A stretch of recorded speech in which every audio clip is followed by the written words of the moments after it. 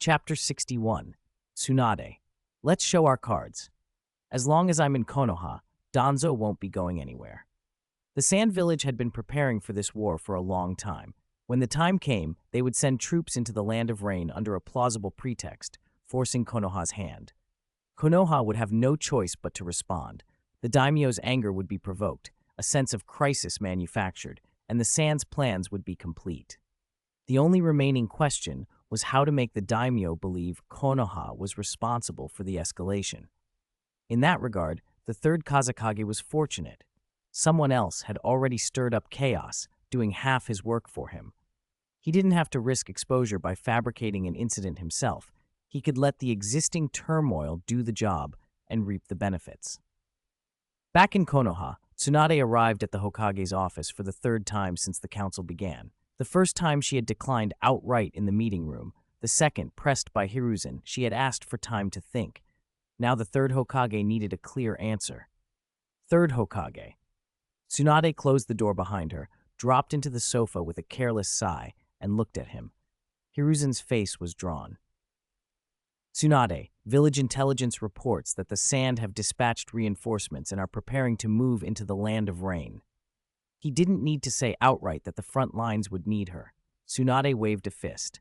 If war's unavoidable, then fine, we'll fight. Tsunade, I won't go to the front. She cut him off. I'll stay in the village and run the medical corps. The third Hokage's voice went up. The front needs you. Don't frighten me, Hiruzen, Tsunade said, bristling. If you scare me into running to the daimyo's residence to hide, who knows what'll happen then? Hiruzen's momentum deflated as if the air had been knocked from him. He tried again, puzzled. What are you worried about? You don't think I'd target Nawaki or Kushina or Hyuga Jingi, do you? Tsunade's expression hardened. It's not them I'm afraid for. I'm talking about the one locked up in the Ambu prison. If you release him while I'm gone, Akimichi Torafu won't be able to stop him. We both know what he'll do. I can't leave if that can happen. She laid her cards on the table. I'm not going anywhere unless Danzo Shimura stays locked up. Hiruzen had thought to promise he wouldn't activate Danzo, but he stopped himself. He relied on Danzo for dirty work the village couldn't handle openly. Danzo's command skill and ruthlessness had shown itself during the First Ninja World War. He needed someone he could trust for covert operations. If war breaks out, Jinji can take your place at the front, Tsunade went on, eyes sharp. He's someone I raised. Besides, Nara Shikaku is an excellent commander. Hiruzen doubted Jingi, but he couldn't question Shikaku's capability. If the Hokage faction hadn't been split and the Ino-Shikacho line bore Tsunade's stamp, Shikaku might never have been removed from Jonin leadership. Tsunade rose, smoothing her clothes. Don't underestimate him. Of all of Konoha besides me, there's no one more suitable than Jingi. Since you can't promise me Danzo won't be used, Jingi will go instead. Hiruzen picked up his pipe and smoked a moment to hide his irritation. Tsunade, Danzo's abilities. Impossible, Tsunade snapped. I won't agree to releasing Danzo. As long as I'm in Konoha, Danzo Shimura stays in the Ambu prison. I'll inspect the prison myself if I have to make sure you don't secretly free him to operate in the shadows.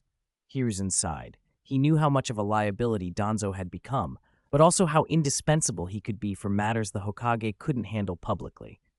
There's no room for discussion? He asked quietly. No room, Tsunade said firmly, unless you hand him over to me to deal with. If that happens, I, Tsunade, will take people straight to the Rain border camp. Hiruzen fell silent.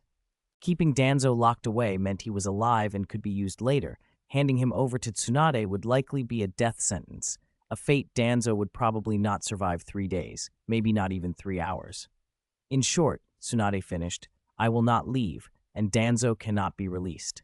I respect your position, Third Hokage. I expect the same from you. Don't make things harder for everyone. She left in a huff. Almost immediately, Utatane Koharu and Homura Mitokado entered the office and saw Hiruzen's troubled look. They both guessed the negotiation had failed.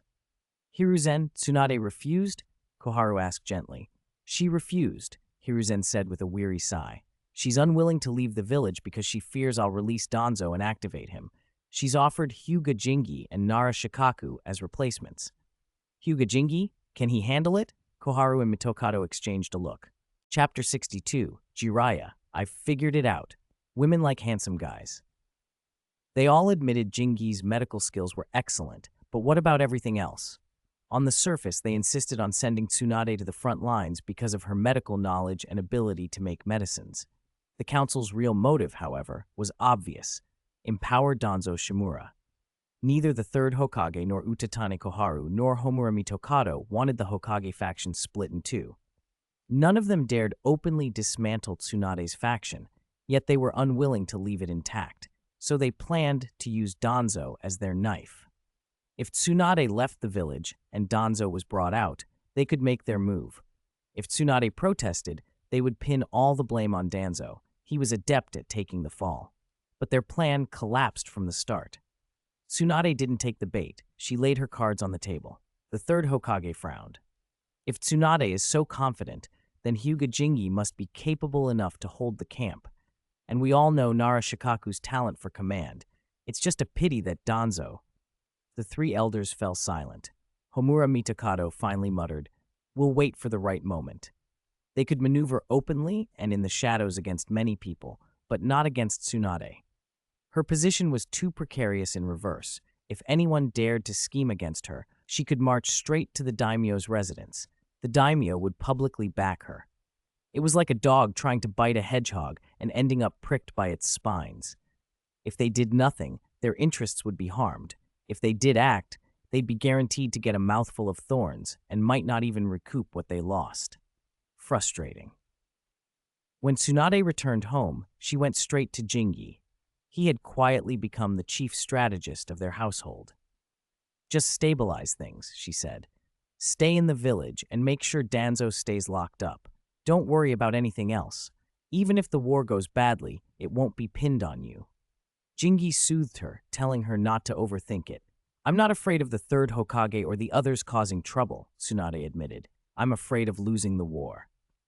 The situation in the Land of Rain was a mess. If Konoha, Sunagakure, Iwagakure, and Amegakure all came to blows, it would be a huge, tangled conflict with everyone fighting everyone else. Tsunade worried heavy losses could follow. Jingi reassured her. "There may be heavy losses, but Konoha won't be defeated. Trust me." In the original history of the war in the Land of Rain, Konoha's campaign looked like a victory on the surface, but was in fact a defeat, which was why both Tsunade and Orochimaru loathed the title Sanin. Hanzo of the Salamander surrendered of his own accord, and the losers were celebrated as heroes. Jingi balled his hand into a fist. "I won't accept failure either." Tsunade could only grin despite herself. "All right, then the Land of Rain job will be yours. I'll stay in the village. So long as I'm here, no one is getting Danzo out. If anyone dared to release him, she'd tear them apart."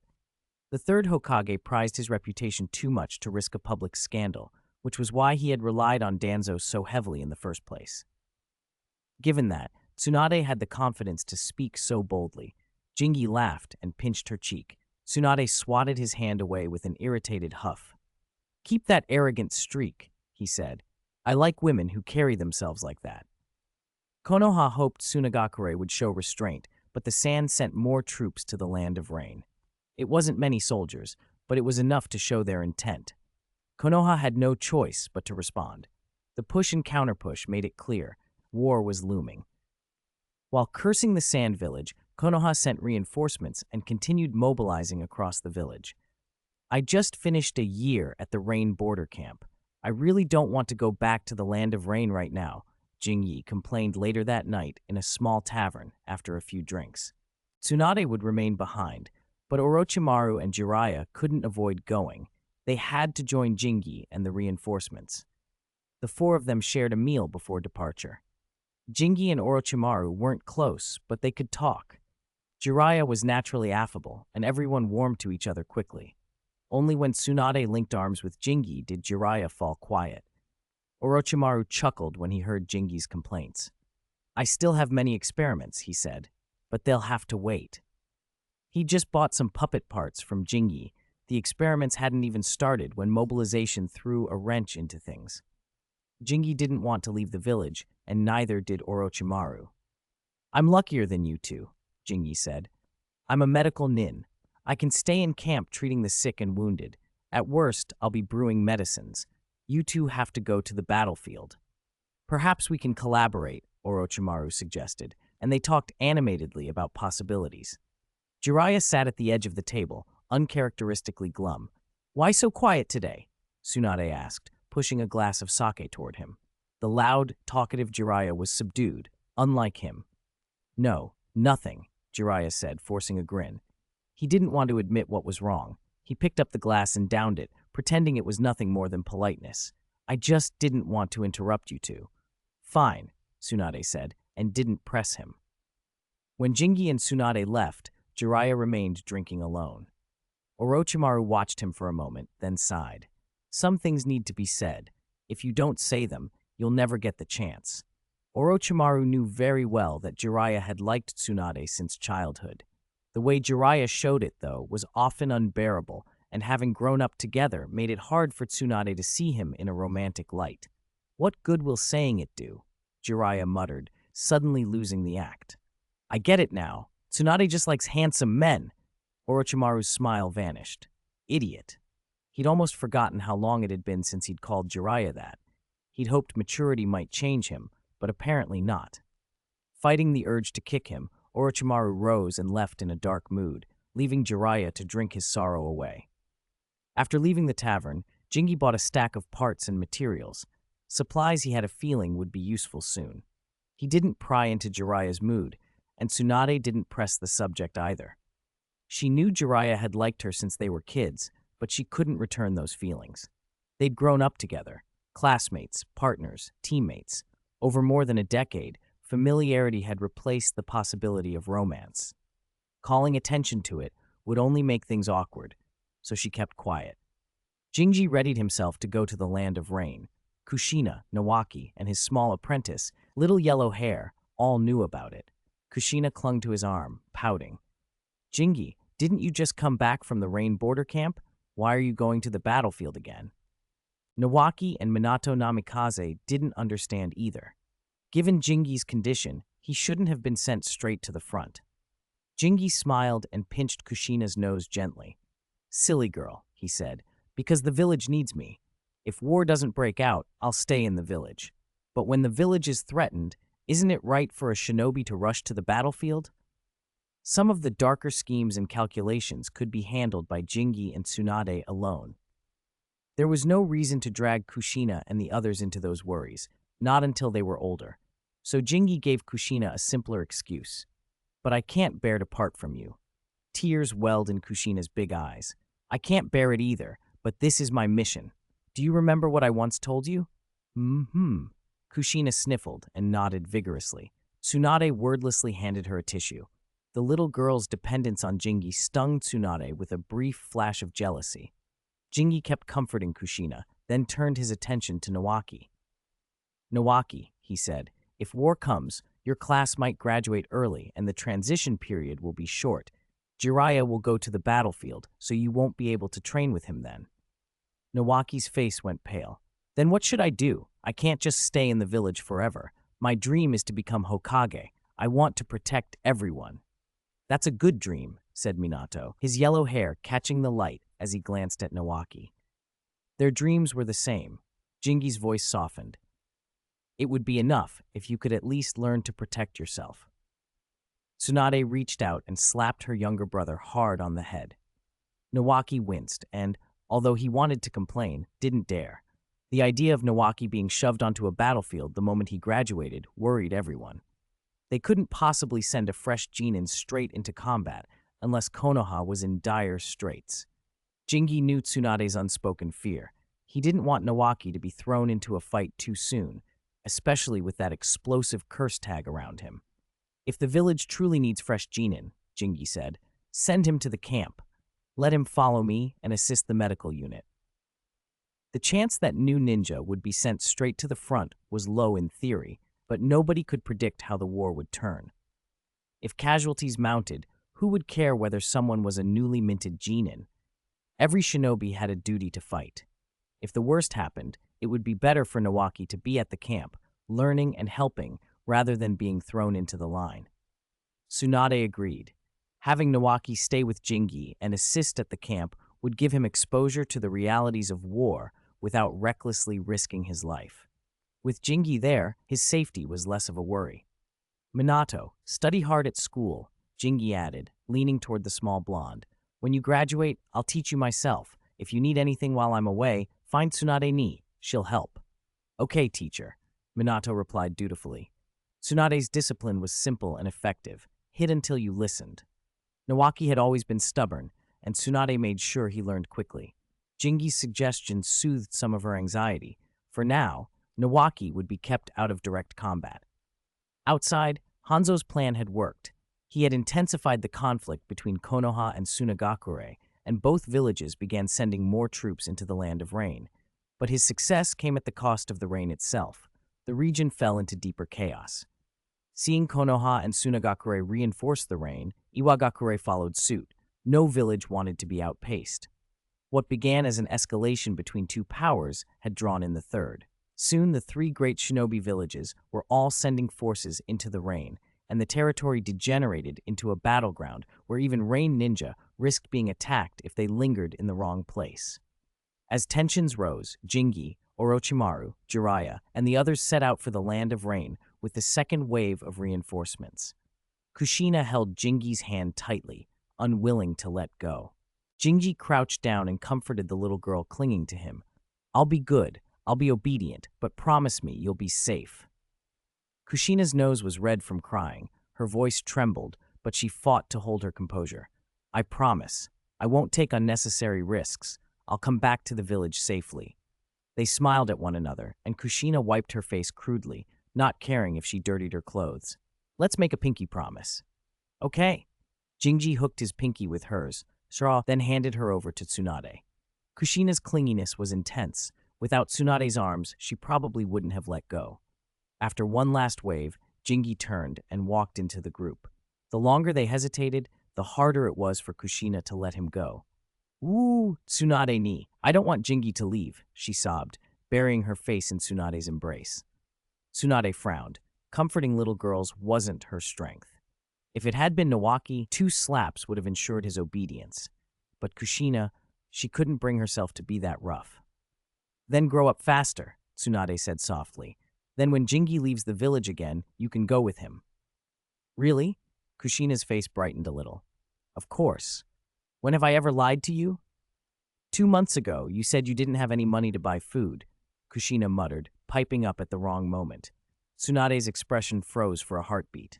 You brat, I'm trying to comfort you, and you stab me in the heart like that, she thought, but she only hugged the girl tighter instead. Chapter 64. You offended 2 people with 1 sentence. You are worthy of Jiraiya. Forget it. I can't bring myself to hit this girl. If she's going to needle my lungs, so be it. I'll deal with her when she grows up. Tsunade relented with a sigh. Senior.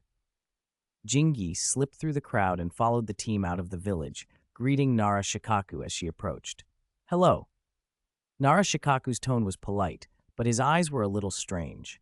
Jingi was used to that by now. Look all you like. You're not the first to think this. So what if Hyuga Jingi freeloads a bit? I hope we can work well together, she said with a smile. Nara Shikaku had been assigned as the battle commander by the village, while Jingi was the medical ninja posted at the camp. Cooperation was inevitable. One ensured treatment at the camp, the other ran combat in the field. Besides, since they were on the same side politically, getting along was in everyone's interest. It's not just cooperation, Jingi added. We're both serving the village. That's our duty. Shikaku inclined his head. He agreed. Calling it cooperation felt a little distant. Overall, after that first meeting, Shikaku decided Jingi wasn't difficult to get along with. His greater worry was Jingi's closeness to Tsunade. If Jingi started acting arrogant because of that, it could give the battle commander a headache. He could manage troops, but he couldn't manage Jingi, and he wasn't supposed to. Both were village appointees. Combat command was his duty, and medical affairs at the camp fell under hers. He didn't need the blurring of lines. Still, Jingi's willingness to cooperate was good news. After exchanging pleasantries with Shikaku, she went to find Orochimaru and Jiraiya. Compared to Shikaku, she preferred company that didn't turn every word over in their head. It was exhausting. That was perhaps a Nara trait. Too clever, always calculating what to say and what not to say. Jiraiya had recovered after a few days. Although he cared deeply for Tsunade, he tried not to let his feelings affect village matters. Seeing Jingi approach, he stepped forward. I already talked with this kid about Nawaki. When the war comes, it'll be dangerous for him to follow me into the field. It'd be better if he stayed in the camp. You should thank me for putting in a good word for you to be Nawaki's teacher, Jiraiya added cheerfully. Orochimaru narrowed his eyes and stared at Jiraiya. You, Jiraiya, managed to offend two people with one sentence. Jiraiya coughed, flustered. Orochimaru, I didn't mean it like that. I was just happy. Really, just happy. Tsunade had suggested a teacher to Orochimaru, and although Orochimaru hadn't refused, the assignment had ultimately gone to Jiraiya. Orochimaru didn't want to make a fuss over it, but he hadn't expected Jiraiya to announce it so blithely. Don't give me an opening, he thought, and turned his attention to Jingi, ignoring Jiraiya. Jingi decided to ignore Jiraiya too. He had a loose tongue. He knew what he said would rub people the wrong way, yet he still said it. Jiraiya's grin faded as Orochimaru focused on Jingi. I think the puppets you make could be a surprise weapon on the battlefield, Jingi said. There are a lot of materials to use out there. What's the most important thing for making puppets? Materials.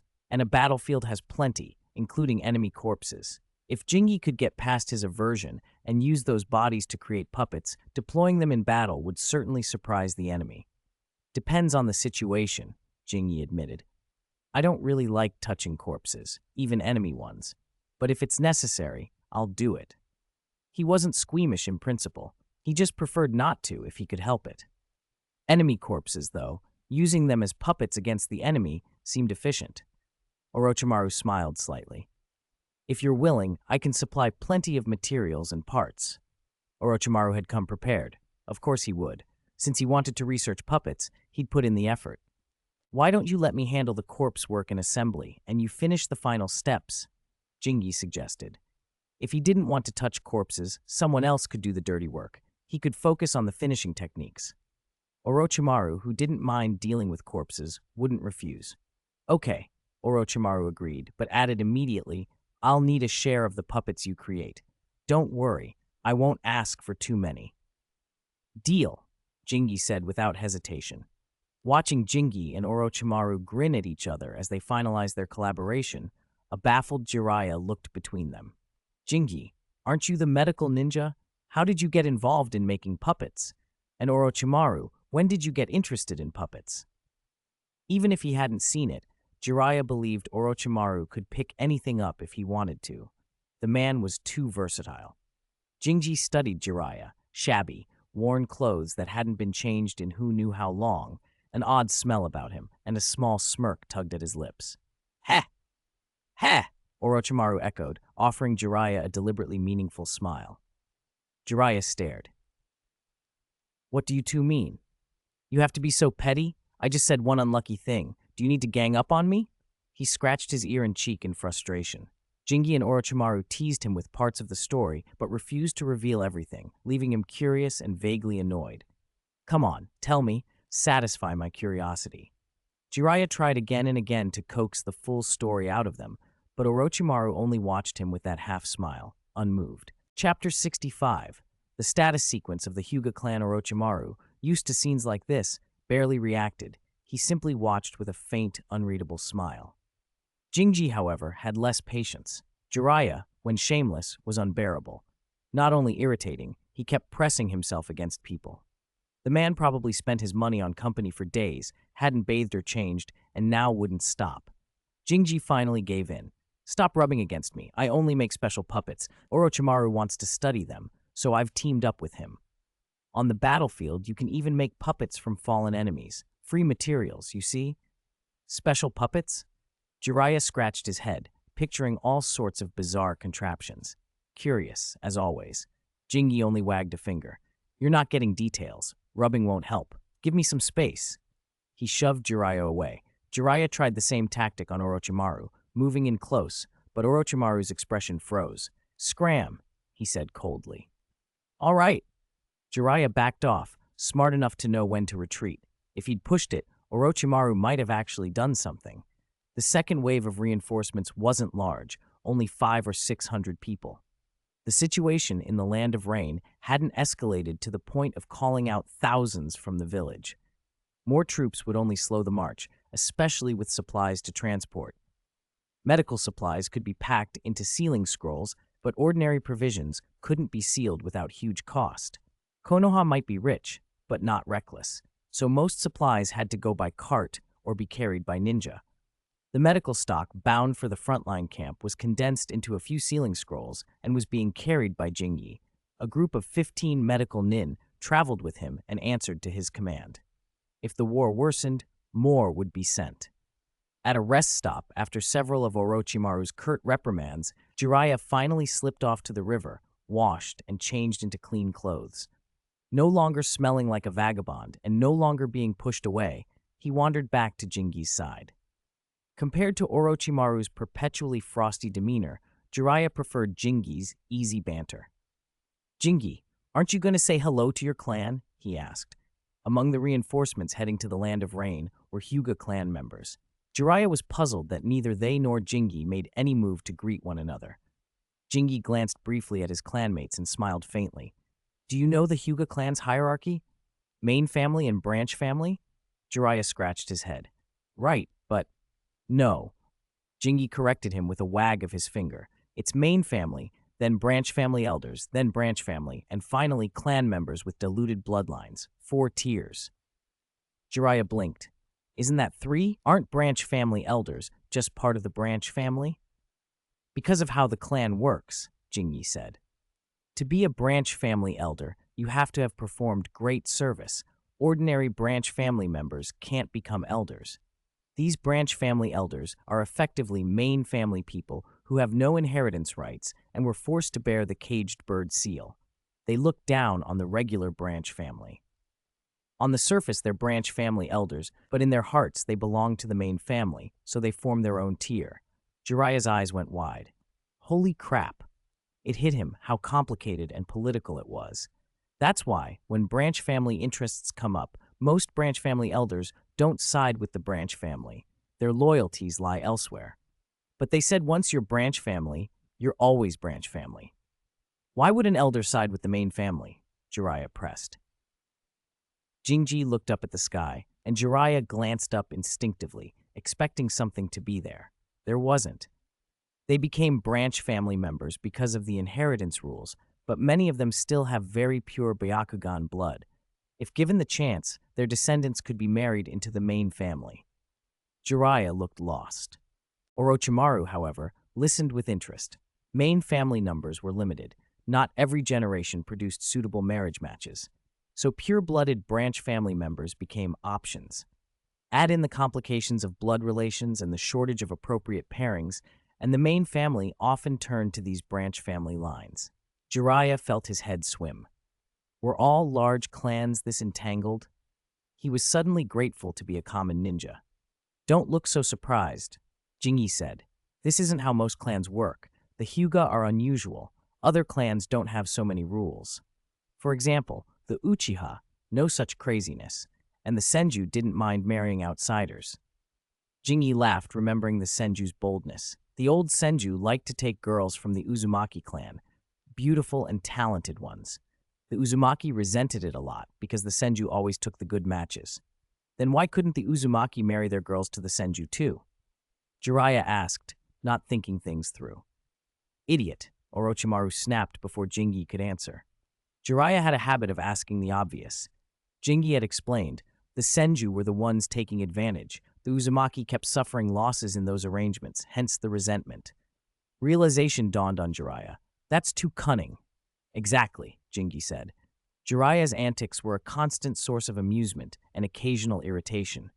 When Orochimaru scolded him, Jiraiya sometimes ignored it. If the scolding went too far, he'd snap back. Then Orochimaru, with a cold look, would walk away, as if he didn't want to bother with a fool, which only made Jiraiya yell louder in frustration. Chapter 66. Remind Orochimaru again and again. 3 days later, the reinforcement unit reached the Rain Country border camp. They would rest there one night before heading straight to the camp being built inside the Land of Rain. The border camp was too small to house many people and served mainly as a material transfer point. The rain had been relentless, fraying everyone's nerves. With so many people and so few wooden huts, most had to cram into tents. Even Jingi couldn't use the medical room to sleep. It was full of wounded brought back from the land of rain. By an unlucky coincidence, Orochimaru had been assigned to the same tent as Jiraiya, while Jingi had a tent to himself. Jingi gave Orochimaru a sympathetic look and slipped inside. After a few days around them, he had come to understand that anyone stuck alone with Jiraiya would be driven half mad. Jiraiya was a non-stop talker, always chattering and often acting like a fool. That night, Jingi barely slept. The tent was hot and stuffy, rain hammered loudly against the canvas, and he wasn't used to the noise. He spent the next day yawning. At dawn, after restocking supplies, the reinforcement team set off for the rain camp. The camp inside the Land of Rain was still being erected. A wooden perimeter wall ringed the site, but buildings were being rushed and most ninjas had to make do with tents. Several people were forced into each tent, making conditions even worse than at the border camp. Jingi's status in the medical room spared him from that. He had a private rest chamber and no longer needed to squeeze into a tent. The trade-off was immediate work. The medical department was overwhelmed with wounded. "Clean the wound, suture, and dress it," he barked. "Bring 2 doses of the type 2 antidote here. Prepare the listed herbs. I need to compound more antidotes." No sooner had he taken charge than Jingi was swamped, juggling patient care and antidote research without a single moment to breathe. Many of the wounded were poisoned. Before any further treatment could proceed, specific antidotes had to be prepared and administered. The Sand Village ninjas were skilled with poisons, and their toxins kept evolving. Jingi had brought a supply of antidotes from the village, but many were useless. Numerous samples had to be analyzed and antidotes developed from scratch. "Clear out the restroom. Don't let anyone disturb me," he ordered. Jingi needed quiet for the analysis. The medical team cleared the largest rest chamber and moved in medicinal supplies and equipment. "Oh, and get Orochimaru. I need his help," he added. A medic hurried off to fetch Orochimaru. He arrived shortly after. "Do you need my help?" he asked, peering at the samples and the chaos of vials and charts. Orochimaru examined the poison samples with an amused shake of his head. "The Sand Village hasn't changed much. Old types, mostly." Jingi, not looking up from his notes, said, "Orochimaru, help me analyze these samples. There's a lot of mixed desert snake venom in them. That should be your specialty." The desert was no friend to the careless. Most creatures there were highly venomous. Vipers, lizards, scorpions. The Sand Village had exploited that ruthlessly. Orochimaru grinned. "No problem. Leave it to me. If I may, I'd like to be your assistant." He had motives beyond the work. Orochimaru preferred camp research over battlefield slog, and the morgue held enemy corpses of high research value. If he could secure a legitimate reason to stay in camp, he could spend time on what he wanted without being tossed back to the front. Jingi glanced at him, already picturing the man slipping off to dissect bodies. Still, Orochimaru's skills would be a huge help. "As you wish," Jingi said. If it kept him in the camp and eased the workload, so be it. Orochimaru put on rubber gloves and set to work, separating samples and cataloging them. Desert vipers, venomous lizards, water lizards, and sea vipers, a fair number of plant toxins as well, he muttered, slipping into his analytical mode. With Orochimaru analyzing, Jingi focused on compounding antidotes. The Sand Village had gone to extremes to create poisons, animal, plant, and complex mixtures. Against such toxins, Konoha would suffer heavy losses without precise antitoxins. Single toxins could be treated. Mixed poisons were the nightmare. If medical ninjas had to rely only on extraction and medical ninjutsu, they'd be exhausted and still couldn't keep up. Once Orochimaru finished, he smiled. "Done. My task is complete, Jingi-kun." Jingi suppressed a sigh. Of course, the man couldn't wait to get at the corpses. He reminded Orochimaru firmly, "You can use enemy bodies for research, but if you want to use anything from our dead, you must provide your own materials and parts. And one thing, never ever disrespect the bodies of our comrades. They are heroes." Any ninja who fell defending the village, even a Jinin, deserved respect. Their bodies were not to become subjects of casual experimentation. I will abide by that agreement, Orochimaru pledged, then headed straight for the morgue, eager as ever. Jingi watched him go and, unwilling to leave anything to chance, ordered, "Send someone to find Nara Shikaku-senpai. Tell him to send more people to the morgue. Our comrades must be properly stored in sealing scrolls immediately." Chapter 67. Don't be afraid of 10,000. Just be afraid of one. Huh? The ninja carrying the antidote hesitated. Lord Jingyi, we've been strictly processing the bodies of our village comrades. We only use sealing scrolls to take them away once the number reaches a certain point. Having them moved and arranged quickly would waste a lot of sealing scrolls. Do as I say. Go report it. Jingi would rather burn through a few sealing scrolls than let Orochimaru lay hands on the bodies of their own people. When that man went off the rails, he had no bottom line. Better to be cautious now than regret it later. If it had been Jiraiya's guarantee, Jingi might have trusted it. Orochimaru, though, no. He'd always left too deep an impression. It wasn't the enemy's bodies Jingi was worried about, it was their own. If Orochimaru were found meddling with their dead, the scandal would ruin him and could drag Jingi down with him. Jingi refused to be casually labeled as someone who let his comrades be used for experiments. The ninja delivering the antidote could only obey and go report. Quickly arrange the bodies of our people? Nara Shikaku asked as he hunched over a map of the Land of Rain, listening to the report from the ninja Jingi had sent. Was someone worried about tampering? Lord Orochimaru went today. He went to help Lord Jingi develop the antidote. Hearing that, Shikaku understood Jingi's fear. Orochimaru had gone to the medical department. Of course, Jingi wanted the bodies secured. People who loved experiments tended to be dangerous. Jingi wouldn't take the risk, and neither would Shikaku. If the matter leaked, Jingi would be implicated. Shikaku wouldn't escape either. After a moment's thought, he said, "Follow his orders. I'll report this to the Hokage on behalf of the village."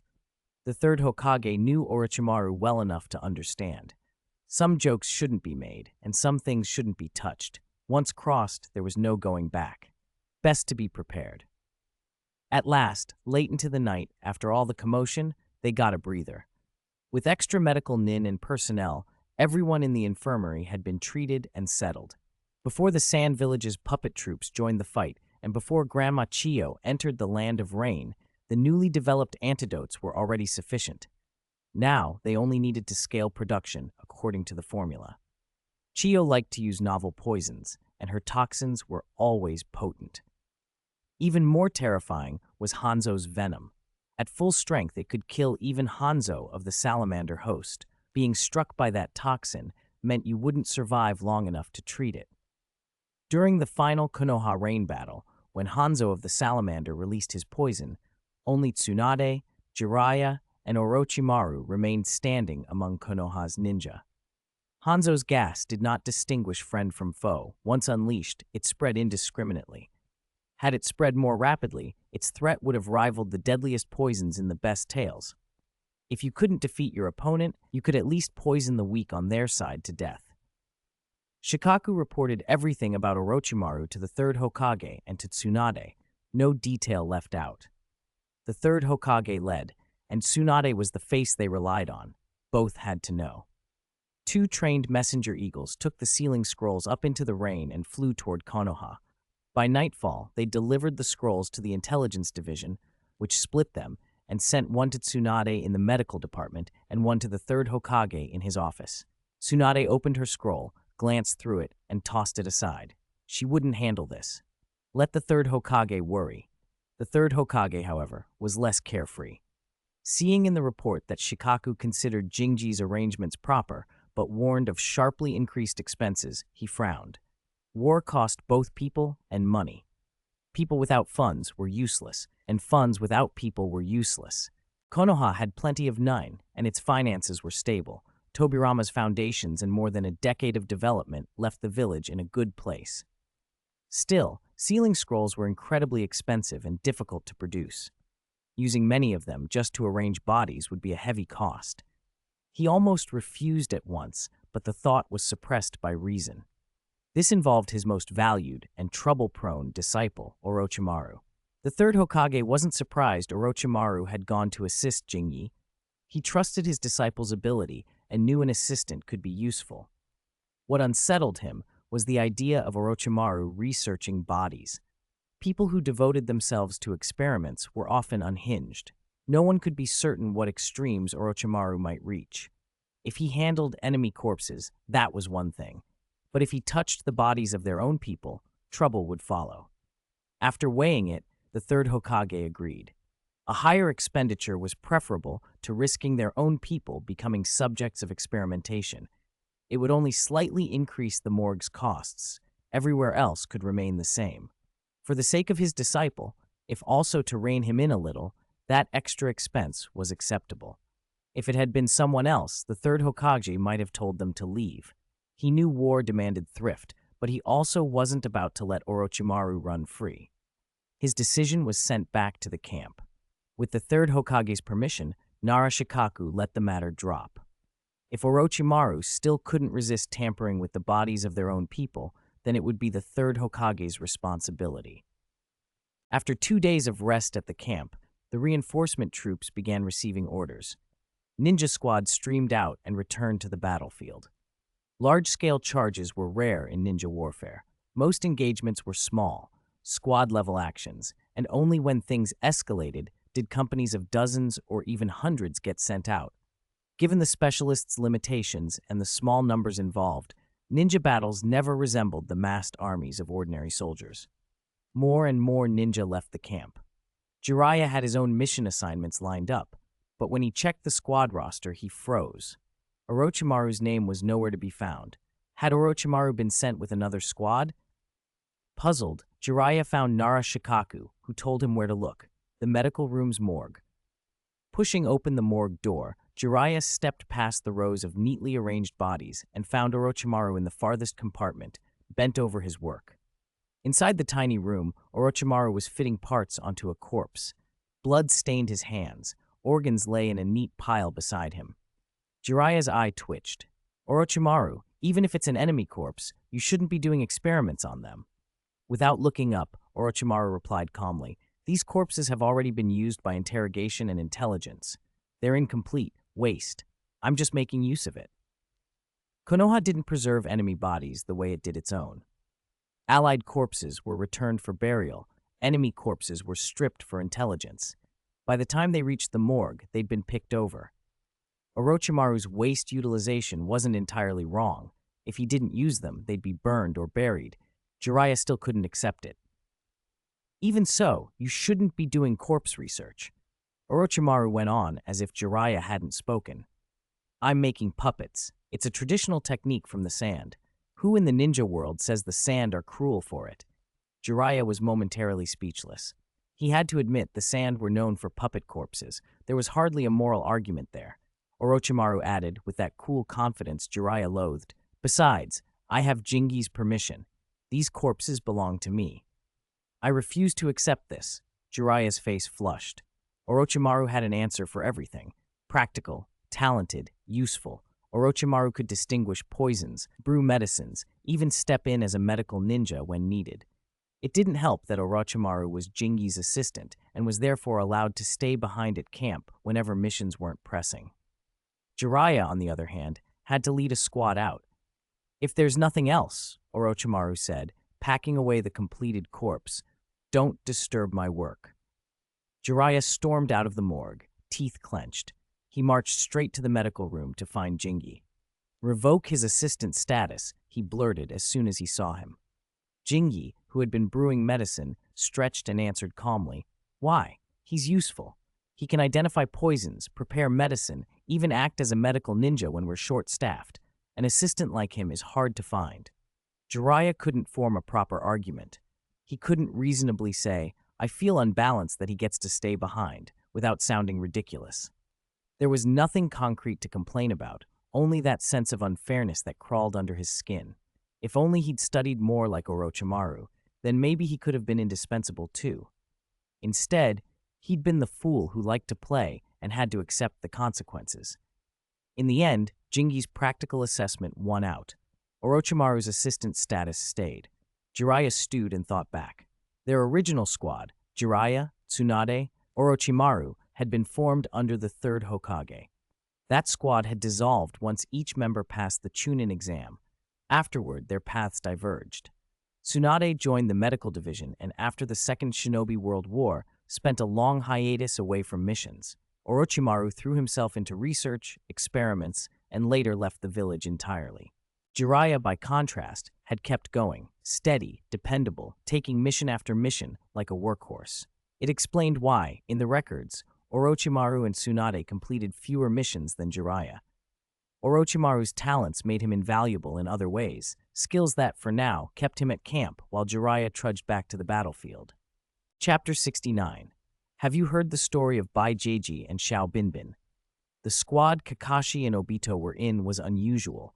If it had been a normal team, they would have split up long ago. If that team had broken apart earlier, perhaps the fates of the three of them wouldn't have been so tragic.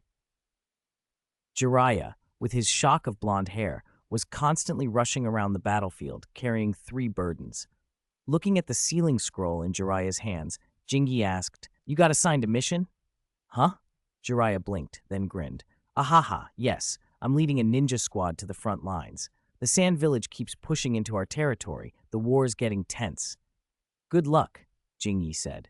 "I hope I don't see you in the medical tent someday. If you have to choose, pick the infirmary. The morgue is not an auspicious place to be." "Ba ba ba," Jiraiya protested. "Are you a demon? I haven't even left camp yet, and you're already cursing me. That's not how you give blessings, okay?" Jingi grinned. "By the way, how's your book coming along?" Jiraiya's eyes lit up. "I'm still gathering material. I want to let it settle a bit before I continue writing." "Then good luck. Try to write a masterpiece like Byakugan and Abin." Pure and alluring Byakugan, brave and vigorous little Abin, the idea made Jiraiya's imagination run wild.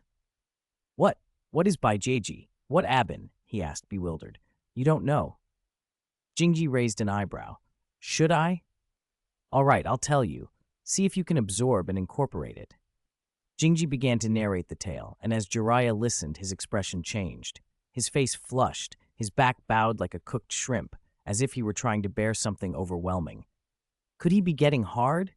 Seeing Jiraiya's humiliating state, Jingi instinctively took a few steps back to give him some space.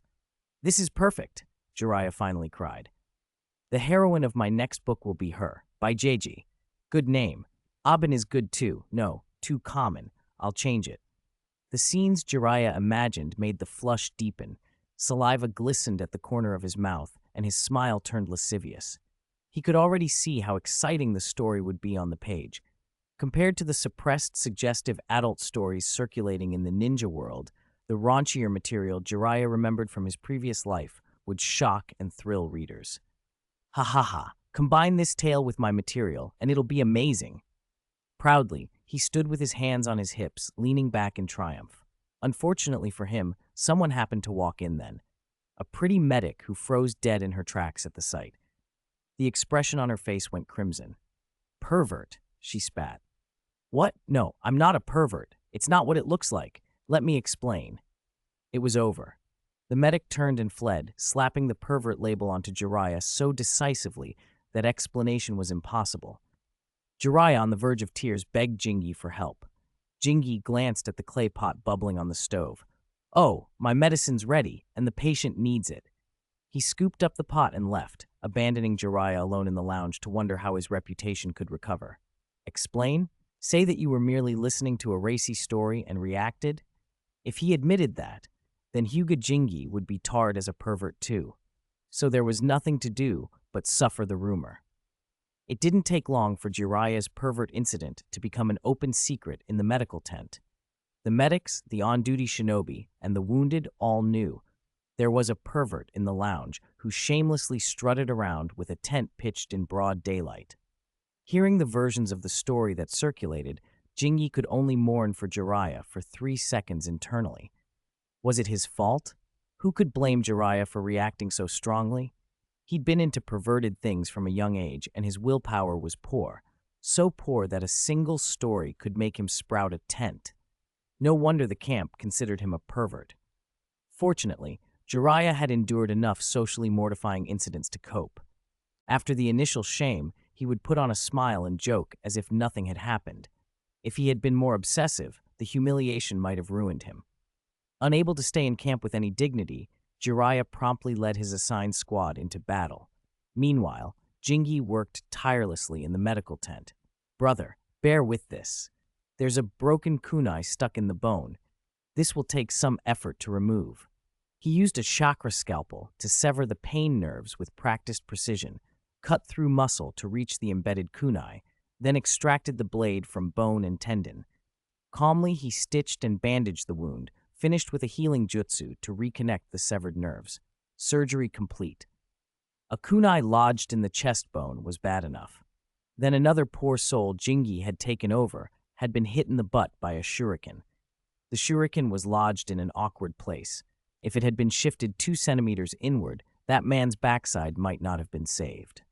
When they stripped his pants, several people in the tent were shocked, and fortunately, the man had already passed out, or the sight of a crowd staring at his rear might have made him retch blood with anger. "Lord Jingi, this patient's poison is starting to spread. Lord Jingi, this patient's injuries are severe. Please begin treatment." Lord Jingi. Late that night, after a full day's work, Jingi slumped into a chair, too exhausted to move. Orochimaru strolled into the lounge chuckling, a smile on his lips that even an Akatsuki member would have trouble hiding. He was clearly in a good mood and had come back with gains to show for it. But after a day like this, Jingi had little appetite for discussing puppets with Orochimaru. Chapter 70. It's not impossible to watch, but you have to pay more. When I was at Konoha Hospital, I didn't feel it, but once I got back to the camp, I hit a wall of exhaustion. Medical ninja don't have to go to the battlefield, but few people understand how insanely busy we get, especially when the wounded keep coming. Sometimes there isn't even time to eat. As the one in charge of the medical room, Hyuga Jingi got the worst of it. Whenever a difficult case showed up, everyone came looking for him first. "It looks like you made a good haul," Orochimaru said, setting the sealing scroll on the table. He was clearly curious how Jingi made puppets move. "How many?" Dragging his tired body, Jingi picked the scroll up and weighed it in his hand. 200. Orochimaru showed a flash of pearly teeth, unnervingly bright after so much time around corpses. "I'll take 20, the rest are mine." Jingi wasn't greedy. He'd expected some cut. "No problem," he said, handing over 1/10 of the lot. Orochimaru agreed in a heartbeat. He didn't care about quantity so much as the secret of Jingi's technique. Jingi placed the scroll on the table and subtly signaled with his eyes for Orochimaru to leave. The final step wasn't something to show onlookers, but Orochimaru had no intention of going. Seeing Jingi gesture, he smiled and offered, "Let me watch. All the puppets you animate from now on will be yours." Jingi's mouth twitched. "The materials I brought could probably make 500 puppets. Damn it, Orochimaru must have robbed an arsenal to have that much. 6 months of research, and he's already flush with funds. Was it worth letting Orochimaru watch to secure 500 puppets? Jingi decided it wouldn't hurt. Orochimaru might study an experiment, but he couldn't instantly copy this. Still, 500 felt small. "No, 500 is too few." After a moment, he named his price. 1,000. Orochimaru understood. Money was no problem. He'd been building a steady income and could always fall back on research. Anything solvable with money wasn't a problem. He agreed. "Deal." Jingi snapped his fingers. "I want them delivered quickly. Don't drag this out. I'm counting on these puppets." "All subsequent materials will be sent to the camp promptly," Orochimaru promised. "I'll only observe. No questions, no leaks." "That's good." With the terms set, Jingi stopped hiding things. He took the prepared puppets out of the sealing scroll, placed a hand on one, and while Orochimaru watched eagerly, poured chakra into the puppet's core. Something that had been a lifeless shell twitched. It moved twice, then stood up like a living person, its sealed eyes opening to reveal blue irises. Orochimaru, despite himself, stood frozen. Chakra animation? That was impossible. Jingi had just changed everything Orochimaru thought he knew. Haha, interesting. So interesting. Orochimaru broke into laughter that shook his body. It wasn't mere amusement. It was the reaction of someone whose worldview had been shattered. Anyone who made a career out of puppets would feel the same. When Jingi's chakra-animated puppets clashed with the Sand's puppet army, Sand puppeteers might very well question their entire path. The catch was that this method couldn't be reproduced without something like the Tenseigan. Others couldn't simply copy it. While Orochimaru trembled with excitement, Jingi worked through the stacks, inject chakra, watch the puppets come alive, put them away. Before long, all the puppets took their proper forms. He set aside 20 imperfect models for Orochimaru, good enough for research and experiments, if not for battle. Jingi-kun, it was a pleasure doing business with you, Orochimaru said as he packed his share. He didn't care if they were slightly inferior. They'd be dissected and studied anyway.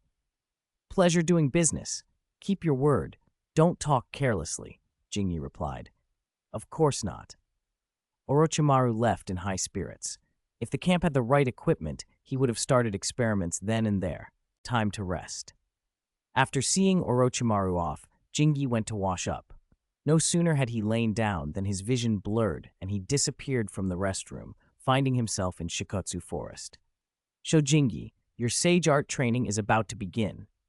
The slug sage, who had summoned him from the ninja world to Mount Myoboku, turned her great head and reminded him that training was about to start. Couldn't I get a nap instead? Jingi thought. He didn't get a word in before a swarm of little slugs crawled onto him. Fine, he'd train. If it killed him, so be it. How else was he supposed to sleep at his age?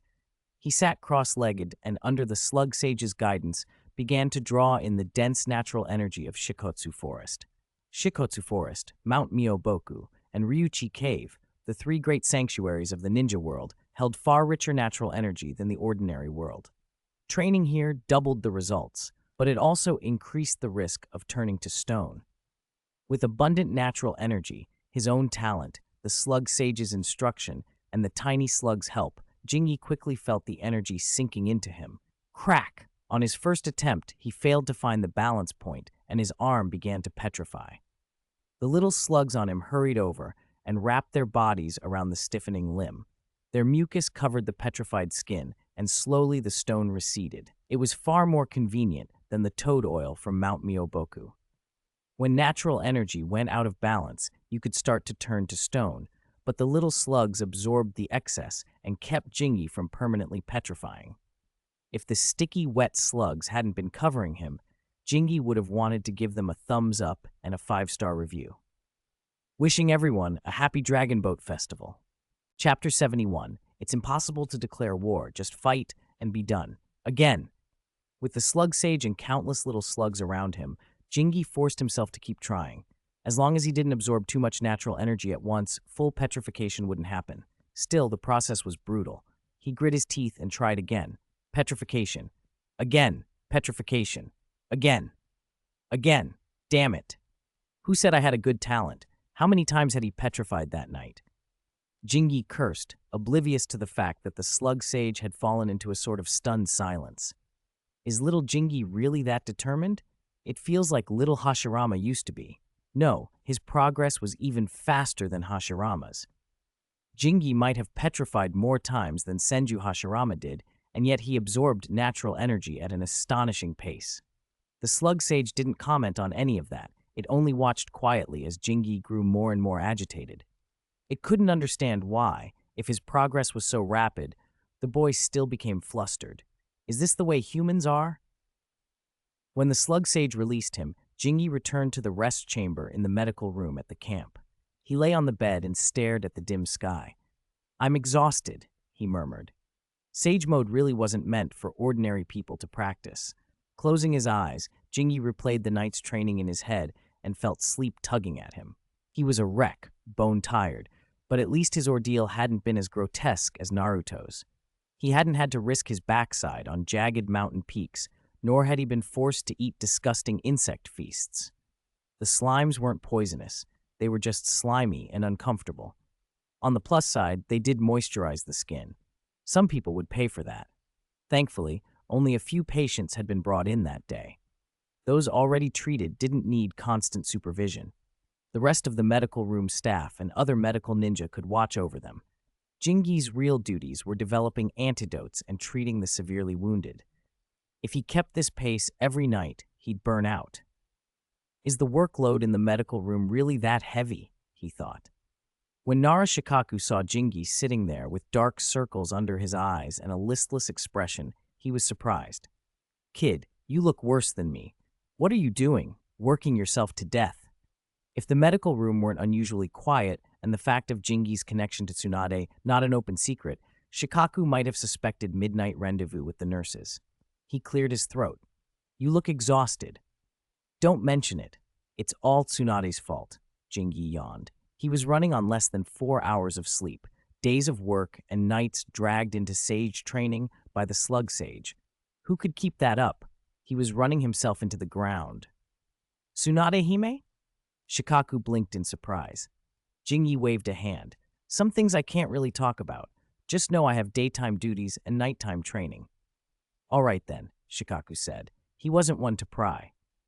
"I came by to tell you that Chiyo, one of the elders from the Sand Village, has already led reinforcements into the Land of Rain. Things are going to get worse." "Chiyo was already here?" That meant the medical room would be swamped. Chiyo's poisons were ruthless, and she developed new toxins at an impressive speed. If Jingi couldn't keep up, the consequences would be dire. Shikaku had come to warn him, so he'd be prepared. If they dropped the ball, everyone would suffer, Tsunade most of all. Jingi sighed. "Don't worry, Senior. With Orochimaru helping me, we should be able to handle it. If we can't, I can send samples to Tsunade right away." There were countless ways to transmit messages and objects across the ninja world. If Jingi couldn't figure out a new poison, he could send a sample back via the slugs. Tsunade could analyze it and develop an antidote, then send it back. The slugs were fast enough. Communication would be astonishingly quick as long as the slugs traveled. "That's a relief," Shikaku said. He could stabilize other things, but Chiyo's toxins remained a grave threat to the ninja. Once a poison was deciphered and an antidote created, much of the danger vanished. A poison specialist's edge was halved the moment their toxins could be neutralized. Take Hanzo, for example. His taijutsu, swordsmanship, and agility were top tier, but his true terror came from the salamander poison he used and his summoned salamander. Without that poison and that summoning, Hanzo would drop from demigod stature to a high-level Kaji warrior, still formidable, but not the same. And Hanzo's salamander poison was nasty, so potent that no one in the ninja world had yet produced a reliable antidote. It could even poison its wielder, so ordinary people seldom dared handle it. Having gotten the answer he wanted, Shikaku rose to leave. "Oh, by the way, the village will send another team of medical nin and supplies, equipment, medicines, all that. That should ease your burden a bit." "Reduce my burden, huh?" Jingi thought. The patients he treated were mostly critically injured, cases ordinary medics wouldn't touch. Unless the reinforcements had very high-level medical skills, they wouldn't lift much of his load. "I hope so," he said, but he didn't hold out much hope. There weren't many skilled medical ninja in the village, and he knew most of them. There were only a handful who could actually share the responsibilities he carried. Still, more hands would help. He could focus on the worst cases and on preparing medicines. Given how things stood in the Land of Rain, the conflict wasn't going to stop anytime soon. The rain had already slipped into chaos. Konoha, the Sand Village, and Iwagakure were all fighting fiercely there, and the Rain Village had been dragged into the mess. Yet the three major villages had a tacit understanding. They wouldn't formally declare war. They would fight, but without the ceremony of a declaration. Sand began the offensive, but didn't want the stigma of being seen as the war starter. Konoha was mostly defensive and had no interest in formally declaring war either.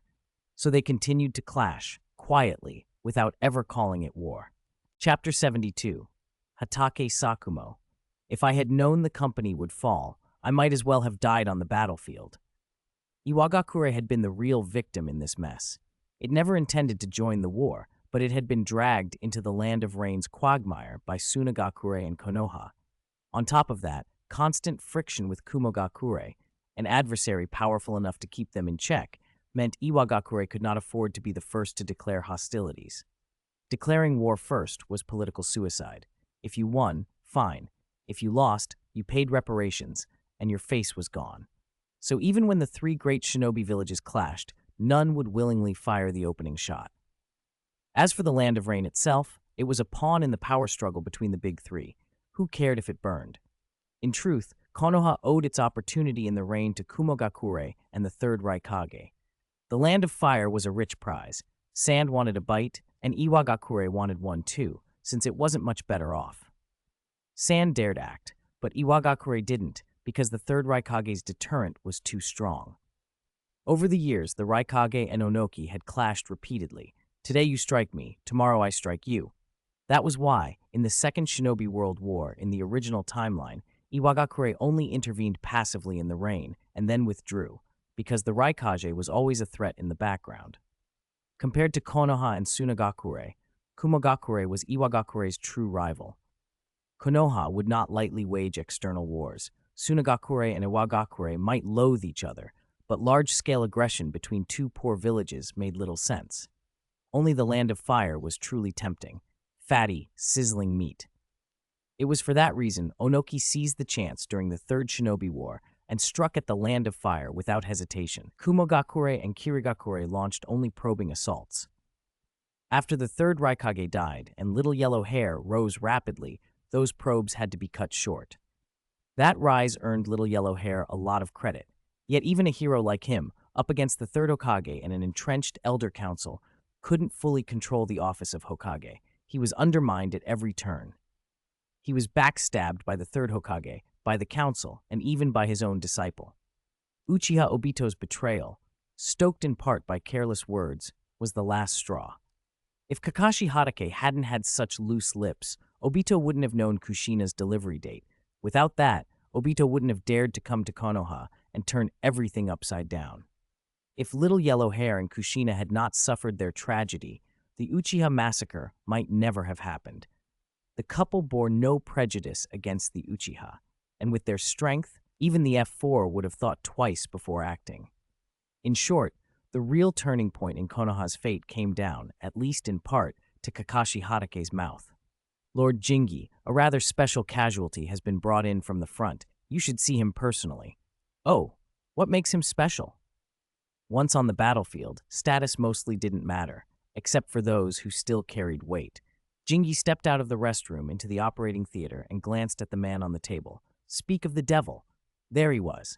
Cough! Cough! Sakumo Hatake lay pale on the operating table, coughing, clearly beaten up. Did you meet a tough opponent?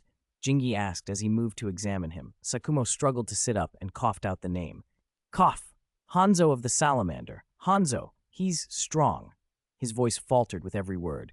Sakumo, slightly older than Tsunade and her peers, was already well known for his prowess, a leader among Konoha's new generation and head of the Hatake clan. No wonder the medical staff had called him a special casualty. Jingi cut open his clothing and began a thorough examination.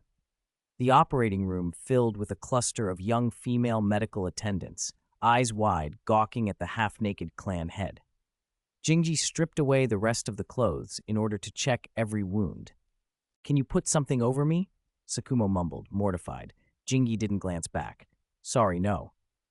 The medical attendants' whispering and sidelong glances earned Jingi's scorn. He spun and barked at them.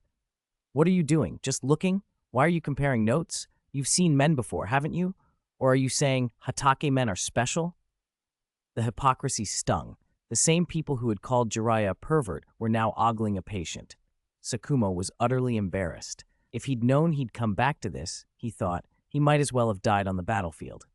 Once the onlookers were scattered, Jingi focused on the injuries. 4 stab wounds, all deep. He's been poisoned. He looked up at Sakumo. You're lucky you made it back. Few get away from that man's hands. Weapons like scythes left horrible, jagged wounds, far worse than ordinary ninja tools. Combined with Hanzo's potent toxins, Sakumo's survival was noteworthy. At this point, he and the others who would become the Sannin were still on the rise, far from their peak. Your speed was high, and you inhaled only a small amount of the gas, Jingi said, already preparing a course of treatment. Hang on. The procedure was straightforward but delicate. Detoxification, wound cleaning, suturing, and treatment. Large wounds like these couldn't be closed by medical ninjutsu alone. After the work was done, Sakumo fell into a deep, exhausted sleep.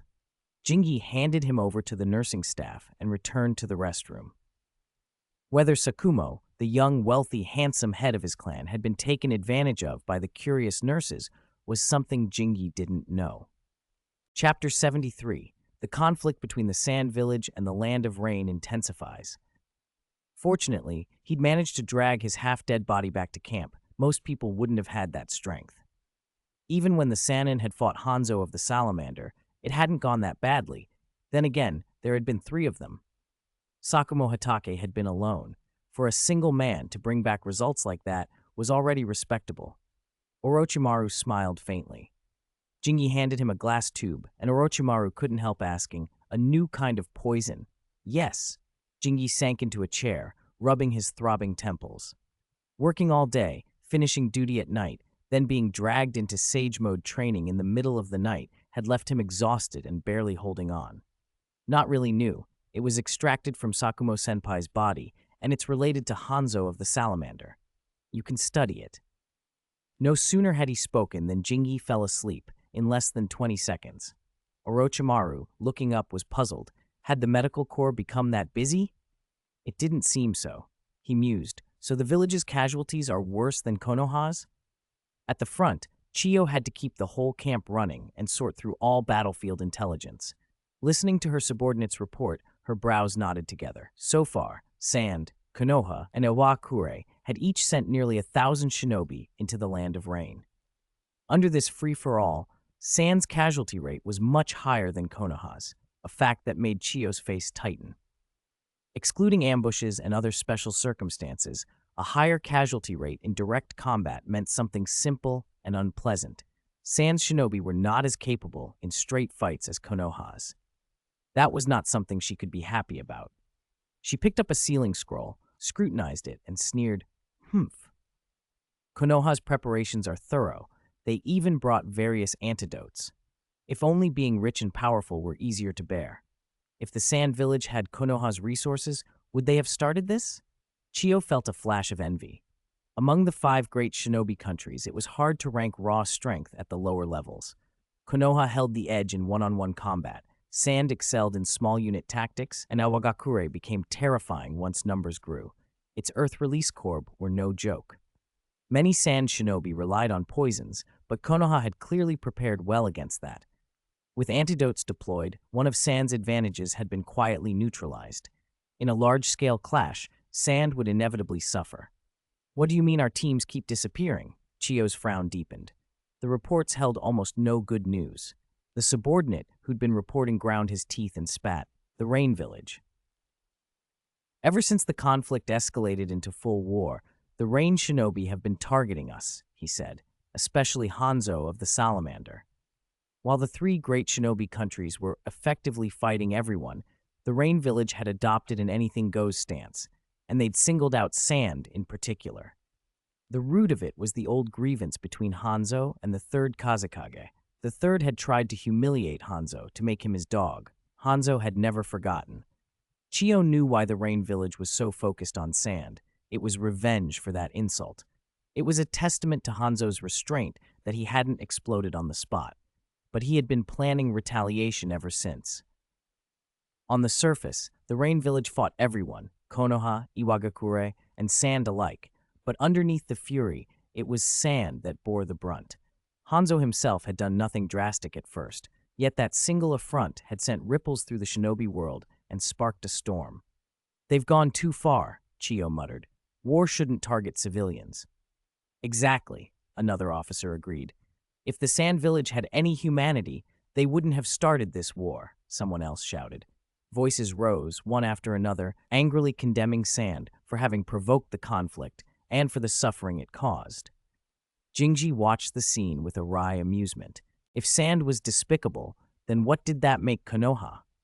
He wasn't sentimental. He simply found the spectacle of everyone pointing fingers at each other ironic.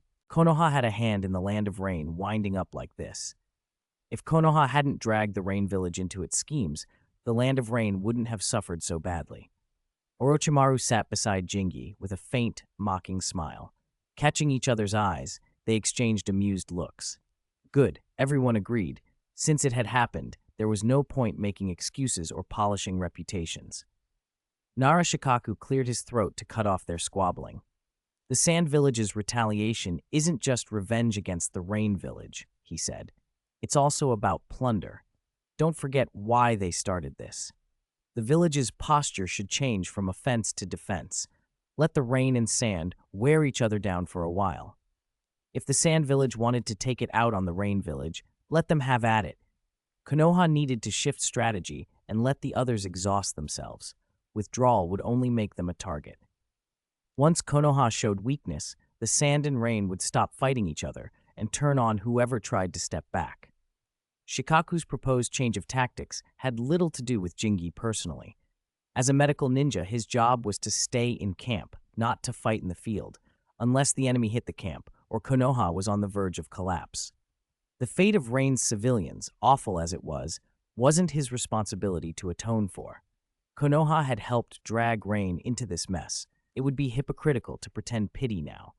Right now, doing his duty, building up forces, and mastering sage techniques mattered more.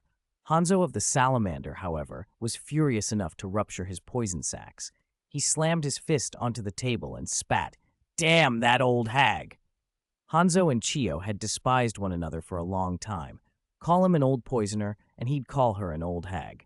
That mutual loathing had reached a new pitch when Sand's retaliation sent Hanzo into a blind rage. And the price for enraging a demigod. Jingi blinked. "What did you say?" "I thought I misheard." He reached to rub his ear.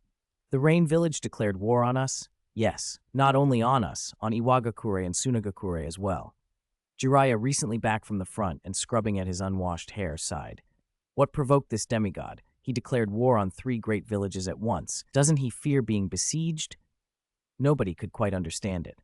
Hanzo, true to the original story in one respect, had snapped and declared war on the 3 great ninja villages, but the timing was worse now than before. In the original account, the declaration came when Rain had already been pushed to the brink, near the end of the 3-way free-for-all. Now the war had only just begun.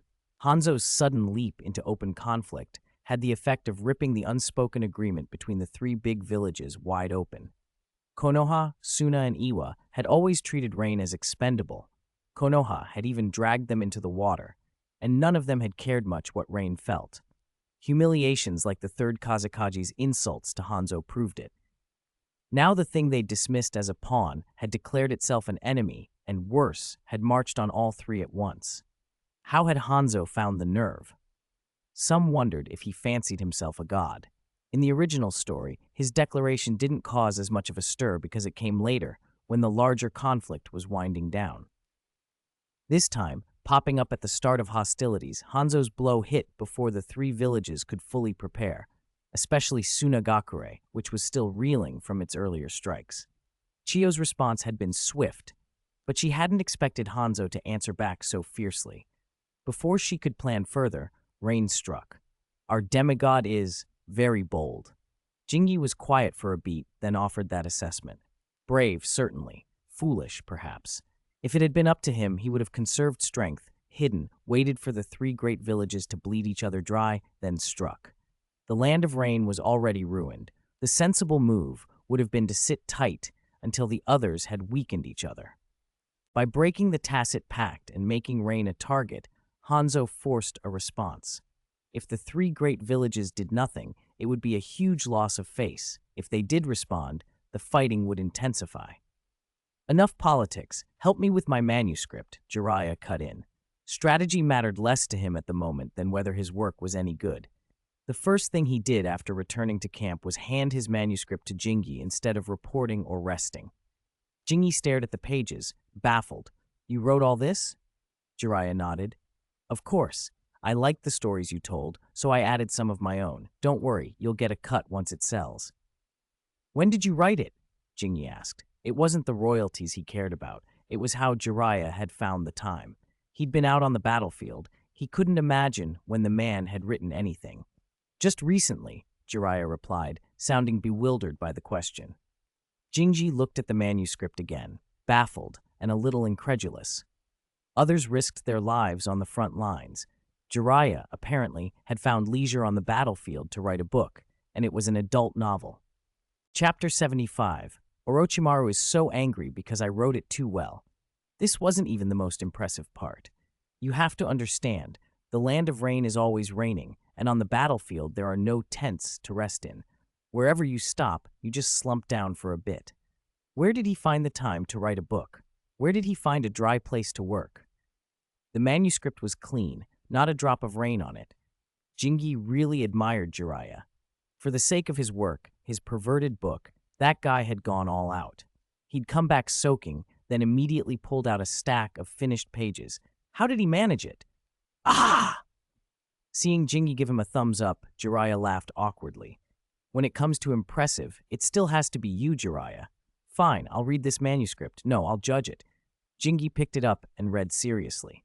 After a few quick glances, he looked up at Jiraiya, then bent his head to read more. Jiraiya suddenly got nervous. Is it not good? Is the plot not coherent? I think the storyline about the pure young wife Byakugan in the ninja world is very well designed. After reading a few pages straight through, Jingi handed the manuscript back decisively. It's very well written. Keep at it. When you finish, try sending it to a publisher. I think it'll be a hit in the ninja world. Jiraiya's heart leapt. Really? He blurted, standing up. Yes, really. Trust me, trust my judgment. If you don't believe me, show it to Orochimaru. All right, I'll go find that stinky Orochimaru. After I finish writing, I'll have someone send it back to the village. No, asking someone isn't safe. I'll have a toad deliver it to the village to get it printed and published. Cradling the manuscript, Jiraiya hurried off. Jingi rubbed his face, trying to clear his head. I hope this guy doesn't get beaten to death. Jiraiya found Orochimaru in the morgue, resting. He put on an innocent, proud smile and thrust the manuscript forward. Here's my new book. Jingi said you could take a look. Orochimaru's expression, which usually stayed calm, changed the instant he sent him few lines. He slammed the manuscript down with a heavy hand and a terrifying aura. Explain to me, what is this about the male lead called Orochi Snake? Jiraiya explained. He's a genius, just like you, a multifaceted warrior. As Jingi said, he's a hexagonal fighter. Only someone that strong could attract Baiji's interest. Isn't that great? Isn't it just like you? Get out! Orochimaru kicked Jiraiya out.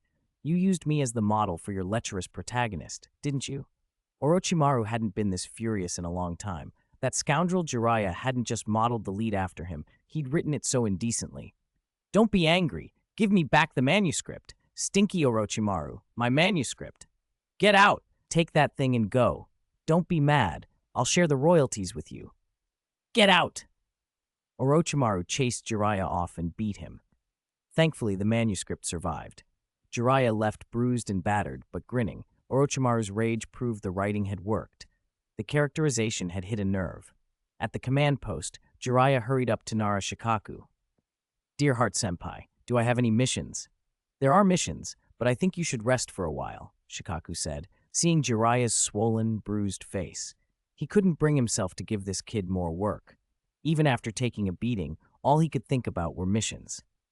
That's great. I just need some time to finish my writing. I'm heading back now, Senpai. Given some downtime, Jiraiya planned to finish the remaining pages in one go and send them to the village to be printed. Shikaku just watched him go, silent. Finding an empty tent, Jiraiya crawled inside without even changing his clothes. He pulled out paper and pen and wrote without stopping. His inspiration was a flood. The land of rain was in turmoil, and Konoha wasn't safe either.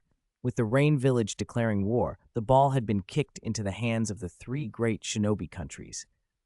The other great nations, which had been reluctant before, could now throw themselves fully into the conflict. The Sand Village was delighted by this turn, Konoha less so. Konoha had been on the defensive, relying on the Rain Village's bad reputation to deter the Sand Village. Now Rain had shattered that restraint. The Sand Village no longer had to worry about shame falling on them. At a council meeting, the third Hokage sat with more worry than usual. He'd lost a lot of hair. What had Hanzo of the Salamander been thinking, stepping forward and taking the blame for the Sand Village? Was it really necessary? With war declared, the Land of Rain was already a sacrificial pawn. Had Hanzo just lost his temper after the Sand Village had looted to their heart's content? The third Hokage was furious.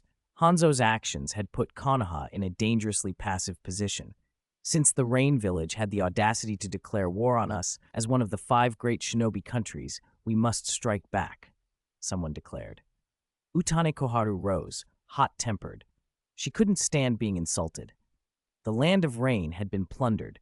Go after the Sand Village. Why drag Konoha into this? Did anyone think Konoha would simply take it lying down?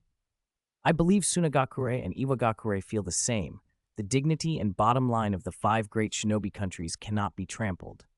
I agree with Koharu, Homura Mitokado said. He rarely spoke, but he supported the point. The ball had been kicked into their court. If Konoha didn't respond, people would think the village feared the Rain Village.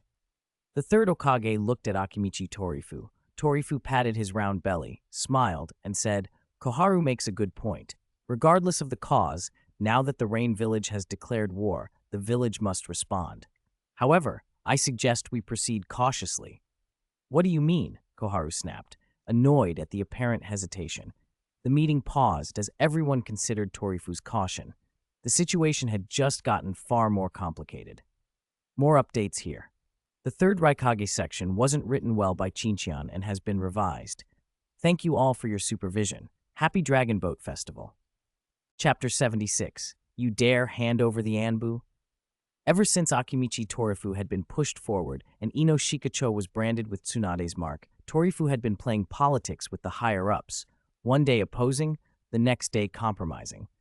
Utatane Koharu was already furious that her authority had been weakened. Now, with someone openly pointing fingers at her, she had even less patience. Her temper was as sharp as ever. Torifu sighed and explained, My point is, Konoha has to respond, but we don't need to act immediately. Let's wait to see what the Sand and Iwa do first. The Sand Village started this without declaring war, because they don't want the blame, he continued. Now that the rain has openly struck, the Sand certainly won't be able to hold back. Iwakure doesn't need to be reckless, but Onoki has a short fuse. Torifu was blunt. The Sand didn't want to be the first to be blamed, but they were looking for an opportunity. The Rain Village had created that opening by taking the lead. Whether the war had technically begun on their terms or not, the fact that the Rain declared war freed the others to act without attracting the worst of the criticism. With the Rain out in front, the Sand would almost certainly seize the chance. Compared to the Sand's eagerness, Konoha could afford to be cautious and observe. He cast a quick glance at Utatane Koharu and sighed inwardly. Since he had been pushed into the role of Hokage's assistant and taken control of the medical system, Koharu's temper had grown worse. It was understandable. Her authority over the medical system had been taken from her and given to him. Homura Mitokado, who still managed the logistics department and hadn't lost power, was less personally hostile. It wasn't that he was unusually mellow, it was simply that his own authority remained intact. If Torifu had taken logistics instead of medical, it would have been Mitokado who was outraged, not Koharu. Humph, fatty, you're getting weaker and weaker, Koharu muttered, unwilling to concede even though Torifu's reasoning made sense. Homura Mitokado only smiled politely and said nothing. Hiruzen Saratobi, the third Hokage, interjected to keep the meeting from devolving into personal squabbling. I think Fatty's suggestion is wise. Since the Sand is so jumpy, let's wait and see. And Onoki is not someone you want to provoke. As long as the Sand openly declared war, Onoki would almost certainly retaliate. The meeting dispersed and Torifu left first. Koharu continued to grumble. Hiruzen, can't Danzo be brought out of hiding? Fatty is Tsunade's man now, and ever since he arrived there have been more obstacles at the top. No, Hiruzen shook his head. Tsunade made it clear she won't allow Danzo to return, even under cover. Danzo used intelligence to lure Hanzo to assassinate Jingyi, and that still stings her. Koharu was not mollified. She was less concerned with Danzo himself than with regaining the various departments of the medical system. The medical system was one of the village's most important bureaucratic blocks. Compensating Koharu for its loss wouldn't be easy. Besides logistics, finance, and Anbu, few departments were comparable in weight. Homura Mitokado was not going to surrender logistics. The finance department was untouchable. If Tsunade gained control of finance, many unsavory things in that department would be exposed, and Hiruzen's reputation could be ruined. Hiruzen considered other compromises. He could offer Tsunade a transfer of some smaller medical subdepartments to Koharu, or allow Koharu some authority over logistics as partial compensation. And perhaps, he thought, give Tsunade partial control of Anbu. Anbu answered directly to the Hokage. Even if half of it were assigned to Tsunade, it would not be as dangerous to Hiruzen as handing over finance. 5 days after the Rain Village declared war on the 3 great ninja villages, the sand struck. Seizing the opportunity, Tsunagakure declared war on the Rain and on Konoha and Iwagakure as well. Provoked, Iwagakure responded in kind, declaring war on the Sand, Konoha, and the Rain.